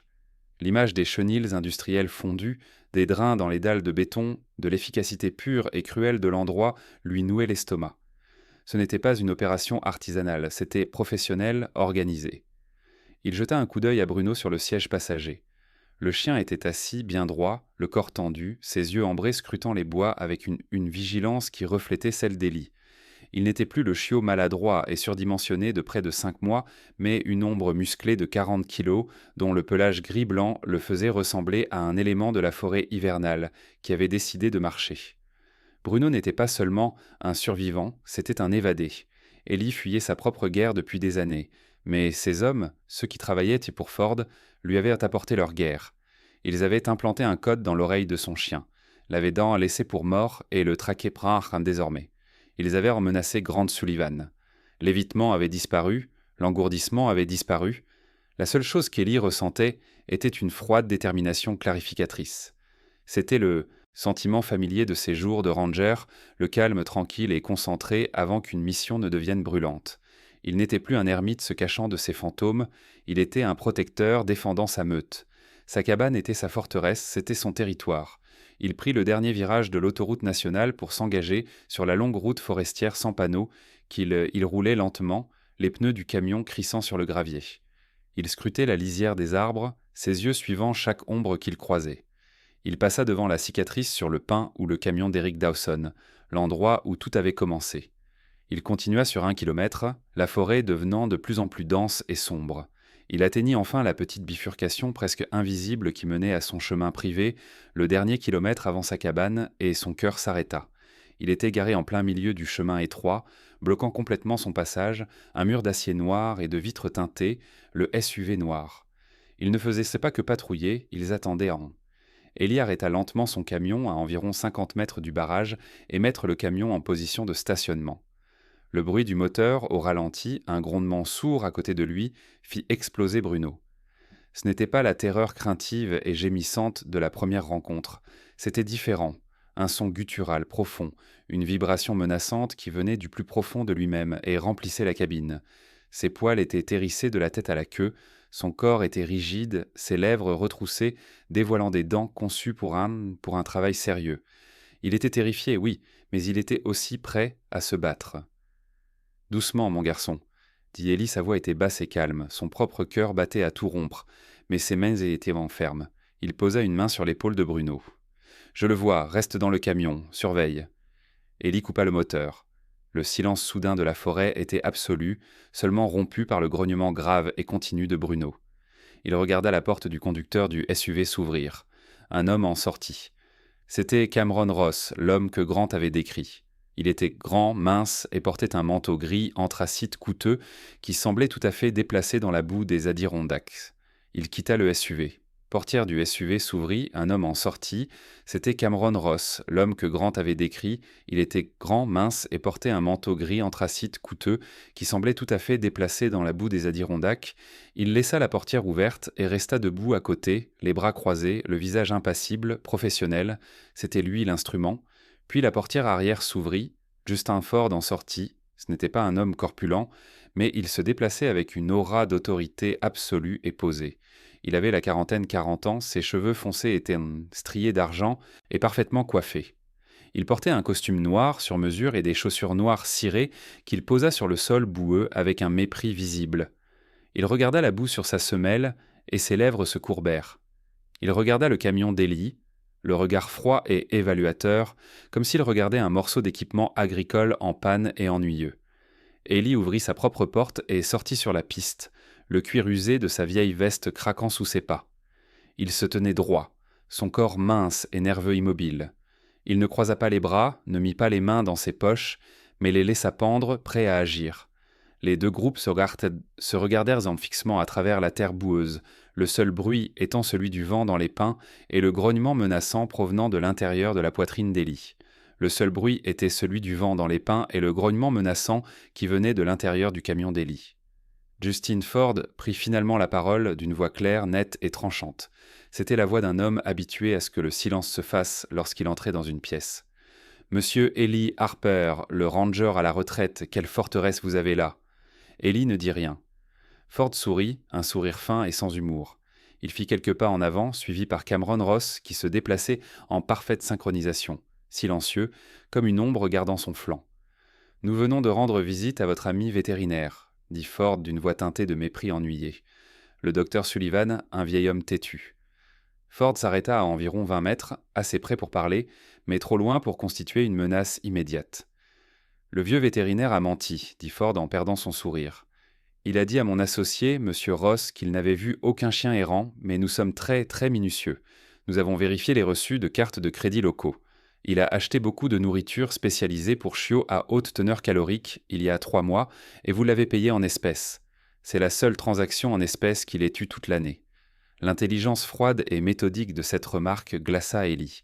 Ils n'avaient pas seulement chassé, ils avaient en fait des recherches. « C'est un animal de grande valeur, » a poursuivi Ford d'une voix plus dure. « Ce n'est pas un animal de compagnie, ce n'est pas un chien, c'est un bien coûteux qui m'a été volé par un employé nommé Eric Dawson. » Il a regardé au-delà des lits vers la cabine du camion où Bruno se jetait maintenant contre la vitre côté passager, le grognement devenu un rugissement frénétique et furieux. « Ce chien, a dit Ford en le pointant du doigt, est ma propriété. Je suis ici pour le récupérer. Donnez-le-moi et vous pourrez retourner à cette vie fantomatique que vous semblez apprécier. » Ellie resta immobile, laissant les mots de l'homme flotter dans l'air. Il pensa au chiot terrifié qu'il avait recousu sur sa table. Il pensa aux yeux ambrés, aux côtes dans l'oreille. Il pensa au pistolet dans sa main et à la tête chaude et solide qu'il avait repoussée. Propriété. Ce mot réglait la question. Le visage d'Ellie Visage était un masque de granit, son regard plat et froid. Il n'était plus l'ermite, il n'était plus le vétéran hanté, il était l'homme sur le mur. Il parla d'une voix calme, mais qui portait, dans l'air froid de sa chez-toi. Les mots étaient santé simples, ce n'était pas une négociation, c'était un constat, une déclaration de frontière. Justin Ford le fixait, le masque poli et professionnel tombé pendant une seconde. Ellie vit la colère brute et froide qui se cachait derrière. Ford s'attendait à un ermite, un homme brisé qu'il pourrait effrayer, il ne s'attendait pas à ça. Cameron Ross, l'homme de main, changea de position. Il reconnaissait ça, il reconnaissait la posture, le ton, l'absence totale de peur. Il regardait un collègue professionnel et ça venait de se compliquer. Chez lui, répéta Eli en laissant les mots faire leur effet. L'œil de Ford tressaillit. « Vous commettez une erreur catastrophique, monsieur Harper.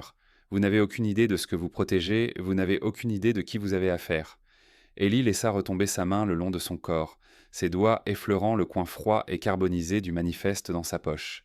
« Je sais exactement à qui j'ai affaire, » dit Ellie d'une voix dure comme l'acier. « J'ai vu ce que vous faites, j'ai vu les installations, j'ai vu les chenils, et je suis au courant pour l'atout gris. » Le sang se retira du visage de Justin Ford. Le silence qui suivit fut absolu. Le vent s'arrêta. Même Bruno, sentant le changement, se tut. Ellie n'avait pas seulement refusé, il s'était déclaré témoin. Il n'était pas seulement un détail à régler, il était une menace. L'expression de Ford passa de la colère à un calme froid et effrayant. La transaction commerciale était terminée. Il s'agissait désormais d'une opération de nettoyage. « C'est dommage, dit Ford doucement. Vous êtes plus courageux que Dawson, je te l'accorde. Au moins, tu as su quand t'enfuir. » Il se retourna sans un mot et retourna vers le SUV. Il s'installa sur la banquette arrière. Cameron Ross soutint le regard d'Ellie pendant une longue seconde analytique. C'était un regard de reconnaissance professionnelle. « À bientôt. » Ross s'installa au volant. Le SUV noir ne fit pas demi-tour, il ne le pouvait pas. Il commença à reculer lentement, ses pneus brassant la boue tandis qu'il parcourait les 800 mètres qui le séparaient de la route forestière principale. C'était une retraite lente et délibérée, une promesse. Ellie resta immobile jusqu'à ce que la dernière lueur de métal noir ait disparu. Il expira, il ne savait pas qu'il retenait. Il retourna à son camion et se glissa sur le siège conducteur. Bruno tremblait encore, les yeux exorbités. Ellie tendit la main et l'enfonça dans l'épaisse fourrure du cou du chien. « Tout va bien, mon garçon, murmura-t-il, sa propre main tremblant maintenant que le danger était passé. Tout va bien, nous sommes à la maison. Il regarda la piste boueuse et vide. La guerre n'avait pas commencé, elle avait été déclarée et la première bataille venait d'être lancée. L'illusion de paix s'était brisée au moment où le SUV noir avait disparu. Les bois calmes et isolés du refuge d'Ellie semblaient indifférents. Il n'était plus un sanctuaire, mais un théâtre d'opération. Ellie n'attendit pas, il resterait assis à ruminer. La confrontation avait confirmé la menace et le ranger en lui, désormais pleinement réveillé, prenait le commandement. Il retourna à la cabane, non pas comme un ermite cherchant refuge, mais comme un soldat préparant une position défensive. Bruno était dans un état pitoyable. Le chien était encore sous le choc de la rencontre, arpentant la petite cabane, ses pattes claquant sur les planches de pin, un grondement sourd et continu dans sa poitrine. « Je sais, mon garçon, dit Ellie, sa voix elle-même, un grondement sourd et régulier. Ils arrivent, préparons-nous. Tandis que Bruno faisait office de capteur vivant, Ellie Harper transforma sa maison. La cabane n'était plus une maison, c'était un point fort. Il se déplaçait avec une économie de mouvements sombres et efficaces. D'abord les fenêtres, qui étaient dans des points vulnérables, il prit ses lourdes couvertures en laine, celles destinées à survivre à des nuits à moins 30 degrés, et les cloua fermement sur les deux petites fenêtres, plongeant la pièce dans un crépuscule ambré tamisé, éclairé uniquement par le poêle à bois. Ce n'était pas seulement pour bloquer la vue, c'était pour empêcher le verre de se briser vers l'intérieur s'il tirait. Ensuite, les portes. La porte d'entrée était en chêne massif, mais la serrure était standard. Il n'avait pas de verrou, il improvisa. Il coinça son lourd support de poêle à bois en fonte, un objet lourd et encombrant, dans les solives du plancher, et l'inclina sous la poignée de la porte. Cela ne pas arrêter un bélier, mais cela les ralentirait et ferait du bruit. La porte arrière, plus petite et plus fragile, était plus problématique. Il poussa contre elle son meuble le plus lourd, la solide commode en érable qui contenait ses quelques vêtements. C'était une barricade. Il dégagea son champ de tir, déplaça sa petite table au centre de la pièce et y posa son outil principal, son fusil de chasse. À côté, il déposa 3 boîtes pleines de munitions. Il vérifia le mécanisme de son pistolet 9 mm qu'il avait failli utiliser contre Bruno et le GLSA fermement dans l'étui à l'arrière de son dos. Il s'assit sur une chaise en bois à dossier rigide, le dos contre le mur en rondin solide, une position qui lui permettait de voir les 2 portes à la fois. Il était à nouveau un garde forestier, attendant le contact inévitable dans l'obscurité.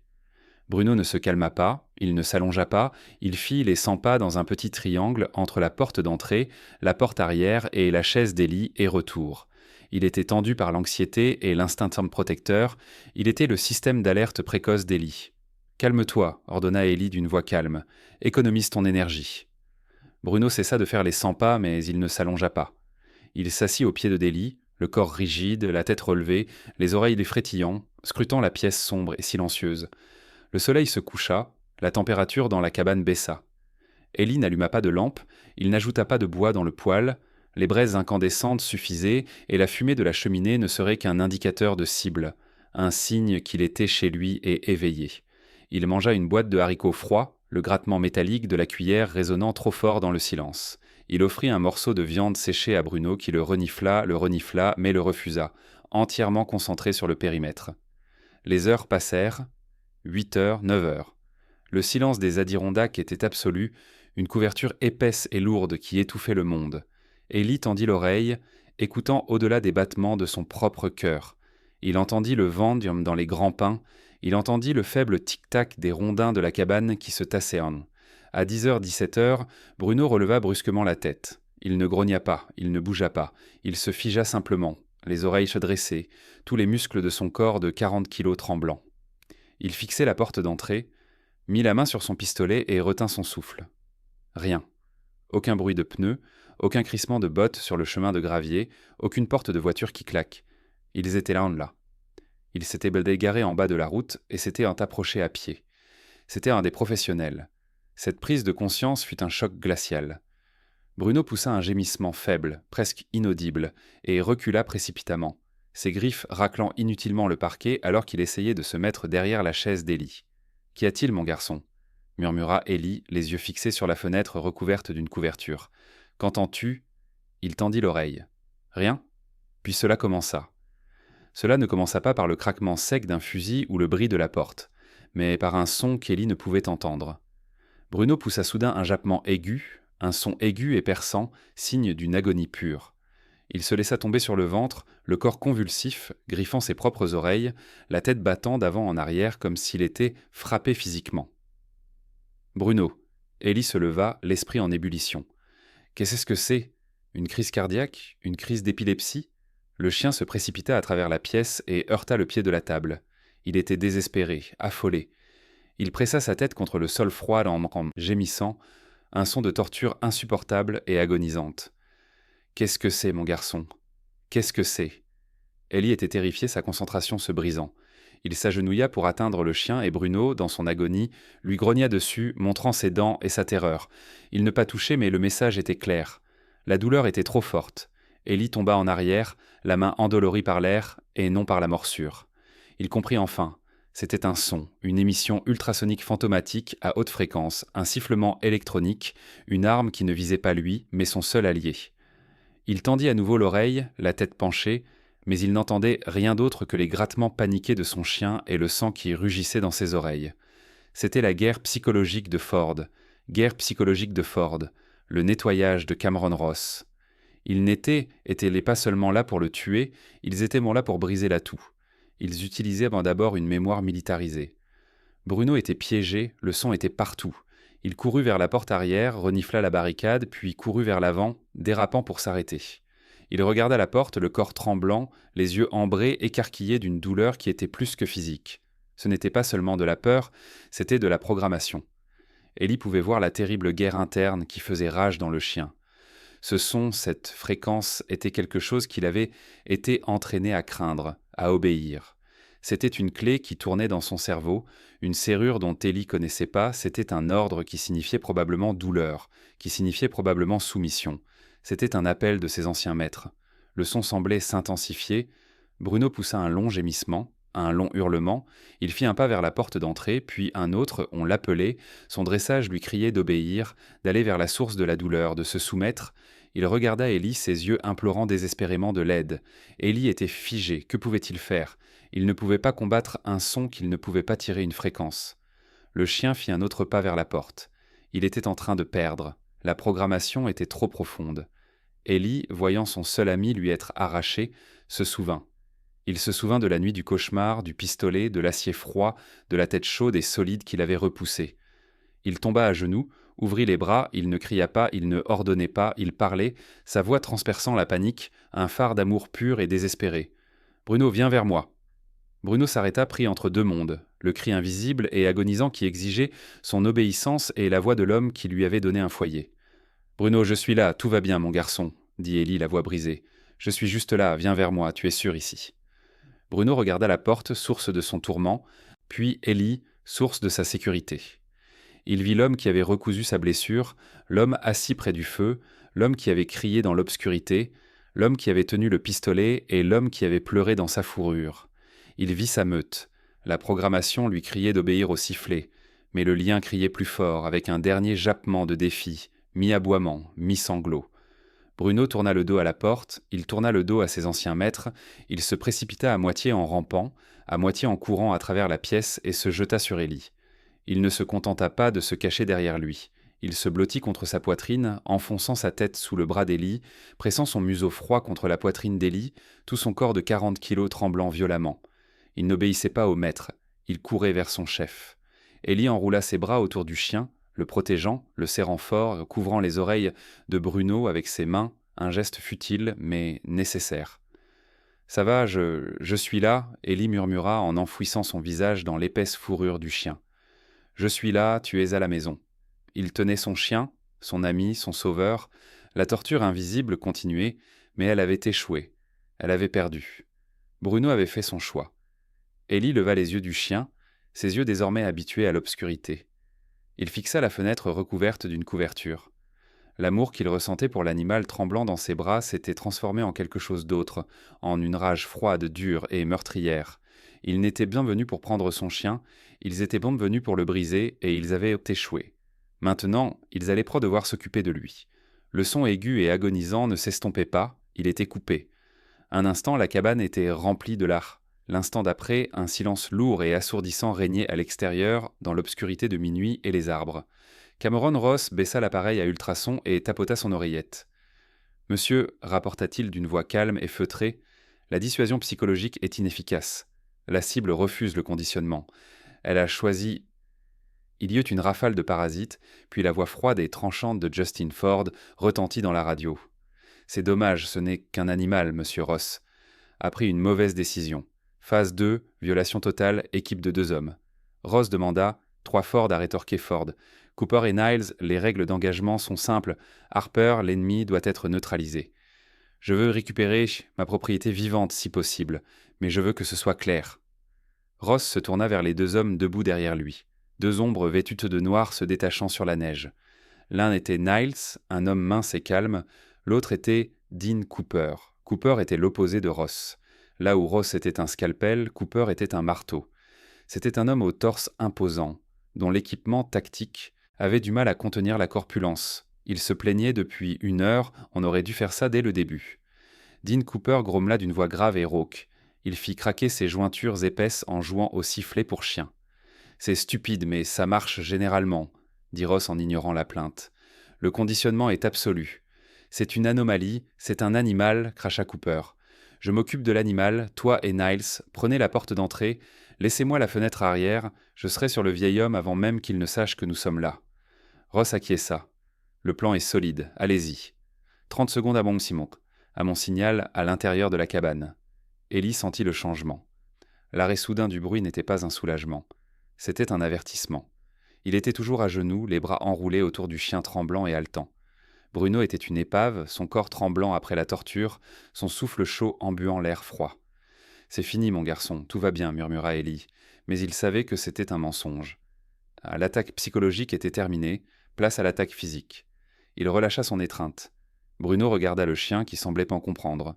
Les tremblements cessèrent, remplacés par un calme prédateur. Ellie se leva et attrapa le chien. « Tout va bien, murmura Ellie, mais il savait que c'était un mensonge. C'était l'attaque psychologique, maintenant venait l'attaque physique. Il relâcha son étreinte. Bruno regarda, le chien semblait comprendre. Les tremblements cessèrent, remplacés par un calme prédateur. Ellie se leva et attrapa son fusil de chasse, l'acier froid, un réconfort sinistre et familier. Il se déplaça vers la position qu'il avait prévue, non pas devant la porte, mais à côté, le dos contre le solide mur de rondins.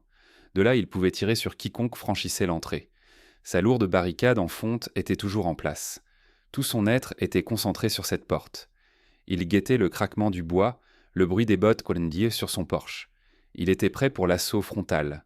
Il ne prêtait pas attention au silence derrière lui, mais Bruno, lui, y prêtait attention. Le chien ne suivit pas Ellie. Il n'alla pas à la porte d'entrée pour aboyer. Il resta au centre de la pièce sombre, ombre gris-blanc, la tête basse, le corps en équilibre. Il était un réseau de capteurs, ses oreilles pivotant, son nez analysant l'air. Ellie, concentrée sur l'avant, ne remarqua pas le léger mouvement du chien. Bruno tourna brusquement la tête vers la gauche, son regard fixé non pas sur la porte d'entrée, mais sur le mur du fond, celui avec la petite fenêtre recouverte d'une couverture, celui qui menait à la cuisine et à la porte arrière barricadée. Il bougea ses pattes sans faire le moindre bruit sur le plancher en planche. Il était comme un filet de fumée, un fantôme dans la pièce faiblement éclairée par les braises. Il se tenait juste en dessous de la fenêtre, arrière c'est sur la tête penchée, le corps vibrant d'une tension presque électrique. Il renifla l'air au pied de la fenêtre et un grondement grave, presque silencieux, commença au fond de sa poitrine. Ellie entendit un bruit, un léger grattement qui venait de l'avant, une botte sur le gravier du porche. « Ils sont là », murmura-t-il en appuyant son dos plus fort contre le mur, son fusil à la main, mais Bruno savait mieux que lui. Il s'éloigna de la fenêtre, regarda Ellie à travers la pièce sombre et poussa un son. Ce n'était ni un aboiement ni un grognement, mais un profond grognement guttural, un souffle sourd, un avertissement. Ellie se figea. Il s'était concentré sur une menace et son partenaire l'avertissait d'une autre. Il jeta un coup d'œil par-dessus son épaule. « Bruno, qu'est-ce que… » Il vit la silhouette du chien se tendit comme un ressort chargé, fixant la fenêtre arrière. « Attaque latérale », pensa Ellie, le terme militaire pour une attaque par l'arrière lui traversant l'esprit. Il était dans un entonnoir mortel, il venait entoyer des 2 côtés. Avant même qu'il ait pu commencer à se retourner, l'attaque survint, mais elle ne venait pas venait de l'avant. Un objet lourd et sombre, la crosse d'un fusil, s'écrasa contre la vitre arrière. Le bruit fut sourd et lourd lorsqu'il heurta l'épaisse couverture qu'Ellie avait fixée là. Il y eut un deuxième impact plus puissant. Tout le cadre de la fenêtre se brisa dans un bruit de bois torturé. La couverture fut déchirée. une silhouette sombre s'engouffra dans l'ouverture. C'était Dean Cooper, c'était un homme massif qui remplissait tout le cadre de la fenêtre. Il avait une lampe torche montée sur son pistolet silencieux et son faisceau blanc vif transperça l'obscurité, aveuglant instantanément Ellie. Cooper le vit, il vit Ellie de l'autre côté de la pièce, son fusil pointé dans la mauvaise direction, son corps exposé, pris dans la lumière comme un cerf. C'était une cible parfaite, un tir mortel. Cooper grogna en pointant son pistolet, son doigt se crispant sur la gâchette. Il ne termina jamais sa phrase. Bruno attendait, il n'attendait pas un ordre, il n'attendait pas que l'homme entre complètement, il attendait la brèche. C'était sa maison, c'était son territoire, c'était sa meute. En une fraction de seconde, les yeux de Cooper regardaient Ellie, Bruno bougea. Ce n'était pas un aboiement, ce n'était pas un grognement, c'était un flou gris-blanc silencieux, un missile de 40 kilos de loyauté et de muscles purs et concentrés. Il ne sauta pas à la gorge, il ne visa pas le bras armé, il fit exactement ce pour quoi il était fait. Il lança tout son corps directement sur le centre de gravité de l'homme à la fenêtre. Bruno frappa Dean Cooper avec une force choquante. Le son n'était pas un craquement, mais un bruit profond et écœurant, le bruit d'un corps lourd et solide en heurtant un autre. Cooper, un homme de plus de 100 kilos, était prêt à entrer. Il était en équilibre sur le rebord de la fenêtre, son poids vers l'avant. Il était totalement et fatalement pris au dépourvu face à un projectile de 45 kilos, se déplaçant à une vitesse explosive. L'air explosa des poumons de Cooper en un seul halètement choqué et humide. L'impact fut absolu, il arrêta son élan vers l'avant et le renversa instantanément. C'était comme être heurté par une petite voiture. La tête et les épaules de Bruno s'enfoncèrent profondément dans la poitrine et les côtes de Cooper. Cooper fut projeté en arrière, les bras battant l'air, arraché du cadre de la fenêtre. Enfoncèrent profondément dans la poitrine et les côtes de Cooper. Cooper fut projeté en arrière, les bras battant l'air, arraché du cadre de la fenêtre. Ellie, aveuglé par la lumière, entendit le chaos, il entendit le bruit sourd de l'impact, le grognement étouffé, puis le bruit lourd et chaotique du corps de Cooper s'écrasant à l'extérieur. Il y eut un bruit de bois de chauffage éparpillé, un cliquetis d'armes tombées et un dernier craquement lourd et humide lorsque sa tête heurta l'épaisse pile de bûches empilées directement sous la fenêtre, puis un profond silence. Le faisceau de la lampe torche avait disparu, pointant désormais inutilement vers le ciel. Bruno atterrit sur le sol de la cabane, ses griffes raclant le sol alors qu'il se retournait pour faire face à la fenêtre brisée. Il planta ses pieds, la poitrine haletante, les dents découvertes, et un grognement furieux et grave finit par jaillir de sa gorge. Il mettait au défi le prochain homme d'essayer. Ellie resta figée pendant une demi-seconde, le cœur battant, les yeux piqués par la lampe torche. Il vit la fenêtre brisée, la couverture en lambeaux sur le sol, Bruno montant la garde, une ombre fière, terrifiante et magnifique. Il comprit Bruno. Il respira. Une voix paniquée et frénétique éclata soudainement depuis l'extérieur de la porte d'entrée. C'était Cameron. « Ross Cooper, Cooper, qu'est-ce que... est votre situation ? Cooper est à terre, homme à terre, Niles, reculez, reculez. » On entendit le bruit frénétique de bottes foulant le gravier, puis le silence revint. Ellie baissa son fusil, les bras tremblants. Il regarda la fenêtre brisée, puis son chien. L'attaque sur le flanc, le tir mortel. Cooper avait été silencieux, professionnel. Il aurait été sur Ellie en une seconde. Son tir avait été tiré avant même qu'Ellie n'ait enregistré la menace, mais Bruno était là. Il était resté silencieux. Il avait observé. Il ne s'était pas contenté de se battre, il avait pensé avoir identifié la menace la plus grave, le danger immédiat, et il y avait répondu avec une force précise et dévastatrice. Il n'avait pas seulement été un bon chien, il avait été un soldat. Il avait gardé le flanc, il avait sauvé la vie de son partenaire. Le silence qui suivit le fracas du corps de Dean Cooper était un vide, un souffle retenu terrifiant. Puis, depuis le porche avant, vinrent les cris frénétiques et paniqués de Cameron Ross. « Cooper est à terre, homme à terre, Niles, reculez !» Ce n'était pas une retraite, c'était le chaos. Un coup de feu soudain et sec déchira la nuit, suivi d'un autre. Les balles n'étaient pas dirigées, elles étaient destinées à intimider. Elles déchirèrent la fine couverture de la fenêtre avant, l'une d'elles perçant un trou dans le mur du fond de la cabane, avec un bruit sourd et écœurant. Ella Harper ne broncha pas. Il n'était plus l'ermite, il n'était plus l'homme paralysé par son passé, il était l'homme que son chien venait de sauver. « Couche, Bruno » ordonna-t-il. Il se mit à genoux et porta son fusil de chasse à l'épaule. Il ne visa pas un homme, il visa le bruit. Il tira une fois.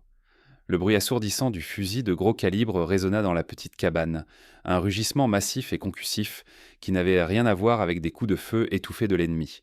Son tir déchira la porte d'entrée, éclatant le chêne massif et projetant des éclats de bois vers l'extérieur. Un homme hurla dans l'obscurité, un cri de surprise et de douleur, pas un cri de mort. « Il a un fusil, recule, va chercher Cooper, attrape-le » hurla Ross. Ellie tira à nouveau, cette fois dans le sol juste à côté du porche, un avertissement, un périmètre. Le bruit des bottes traînant sur le gravier, le bruit lourd et désespéré des hommes traînant un corps lourd et inerte dans la boue. Ils couraient. La cabane était à nouveau silencieuse, mais ce silence était différent. C'était le silence d'un champ de bataille après la première salve. Les oreilles d'Ellie, la cabane était remplie de l'odeur âcre de la poudre à canon et de l'air froid et humide provenant de la fenêtre brisée. Il se dirigea vers la fenêtre, fusil prêt, et scruta l'obscurité. Il ne vit rien, n'entendit rien, juste le bruit frénétique et lointain d'un moteur qui démarrait et de pneus qui patinaient inutilement dans la boue avant de trouver prise. Ils étaient partis. Ellie s'affaissa contre le mur, le fusil soudainement lourd. Il respirait fort, non pas par peur, mais par effort. Bruno, son adrénaline s'estompant, rampait vers l'avant. Il lécha la main d'Ellie, celle qui tenait la crosse du fusil.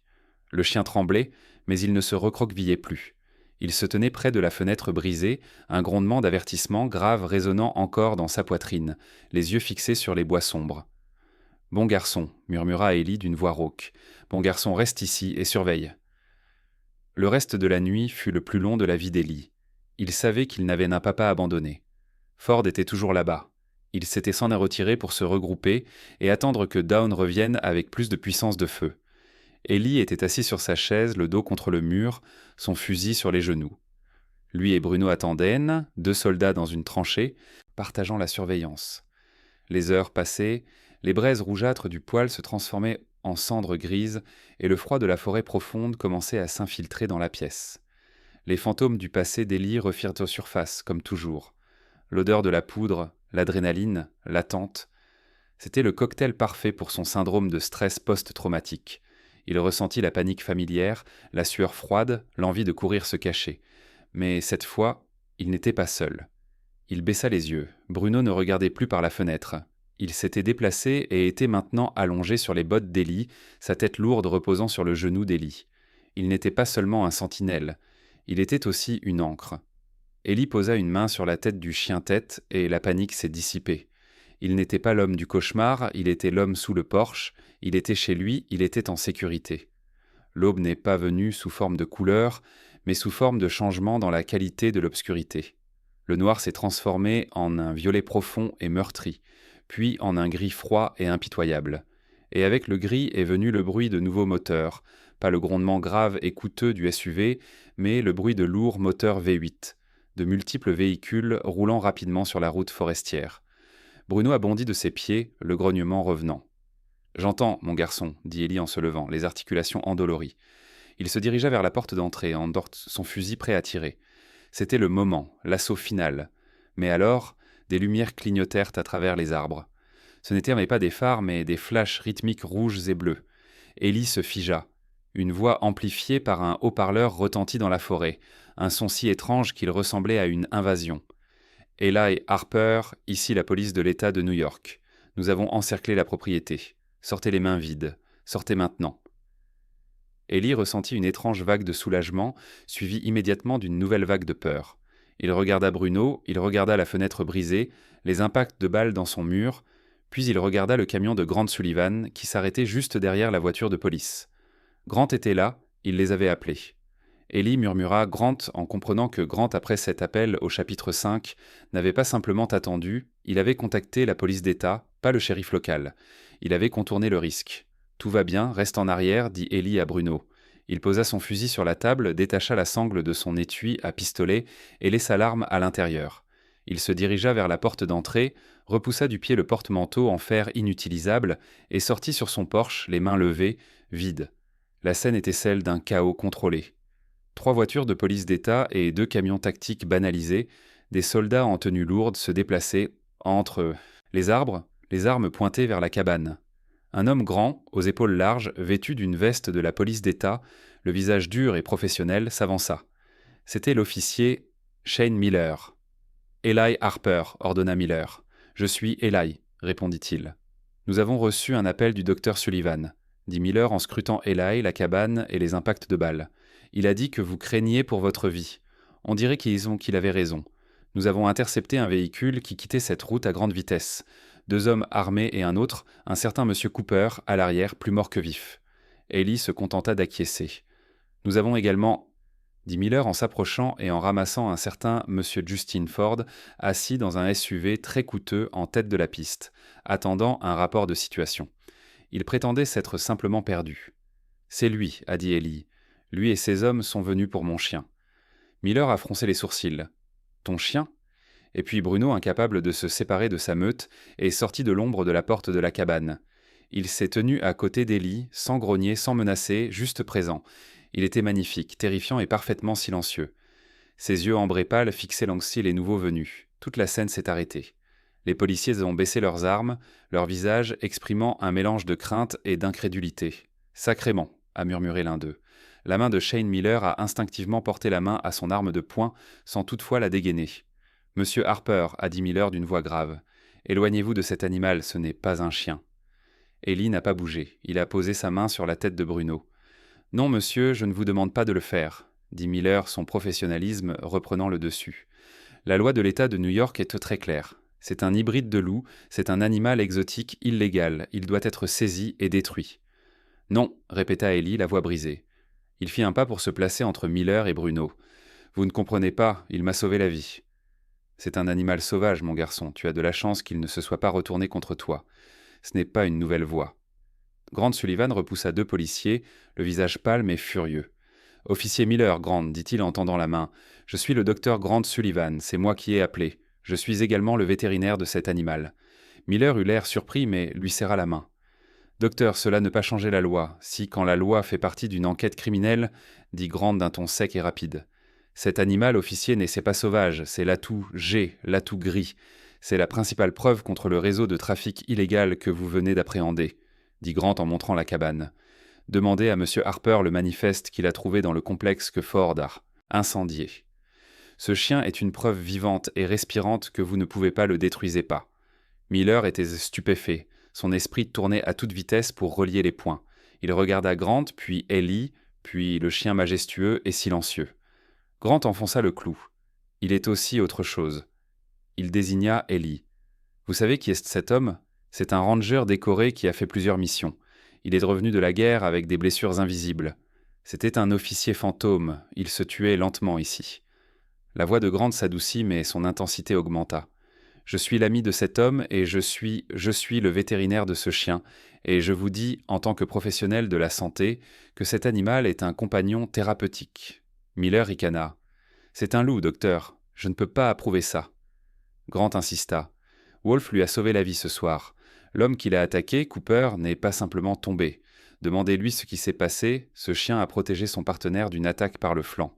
Il a fait ce qu'aucun homme n'aurait pu faire. C est un héros, pas un handicap. Shane Miller était un bon flic, un homme qui voyait le monde en noir et blanc, mais il savait quand il se trouvait dans une zone grise. Il examina les preuves. Le vétéran brisé et hanté qui se tenait debout pour la première fois, la cabane criblée de balles, le réseau de trafic démantelé et le magnifique animal qui avait été le catalyseur de tout cela. Il soupira en passant la main dans ses cheveux courts. « C'est très, très irrégulier, docteur. »« Alors nous vont rendre cela normal, » dit Grant. Miller regarda Eli. Il vit le feu dans ses yeux, la main qui n'avait jamais quitté la tête du chien. « Le procureur va s'en donner à cœur joie, tu vois, avec ça, » songea Miller. « Le chien-loup et le vétéran. » Il secoua la tête. « Très bien, c'est ce que nous faisons. Je vais rédiger le rapport. L'animal est une preuve dans l'attente du procès de Justin Ford. Il est placé sous la garde de son maître, vous, monsieur Harper, car il est le seul à pouvoir le contrôler. » Il pointa un doigt vers Eli. « Mais après ce procès, vous devrez être en règle, docteur Sullivan. Vous et moi allons demander un permis pour animal thérapeutique exotique. C'est un pari risqué, c'est presque impossible, mais étant donné les circonstances et votre statut d'ancien combattant, nous y arriverons. » Il regarda Eli, le visage à nouveau sévère, mais cela s'accompagnera de conditions strictes.